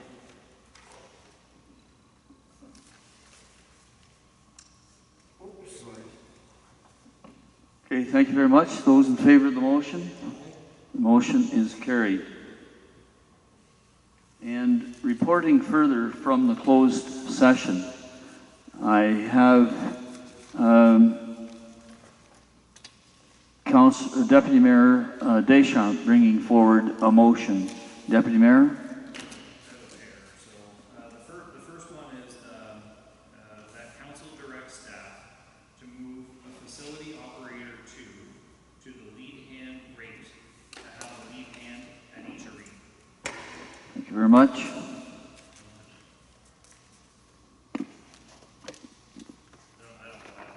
You don't have a paper. All right, those in favor of the motion? The motion is carried. The seconder was Councillor Okay, now the second item that Deputy Mayor Deschamps is going to bring forward a motion to approve the minutes of 2 closed sessions. Deputy Mayor. Moved by myself and seconded again by Councillor Dillabaugh, the Municipal Council receives and approves the minutes of closed session dated June 22nd, 2020 and July 13th, 2020. Very good. And those in favor? And that motion is carried. And now I'm looking for the confirmatory bylaw, and Councillor Cameron, I believe you have the confirmatory bylaw. I do, Mr. Mayor, thank you.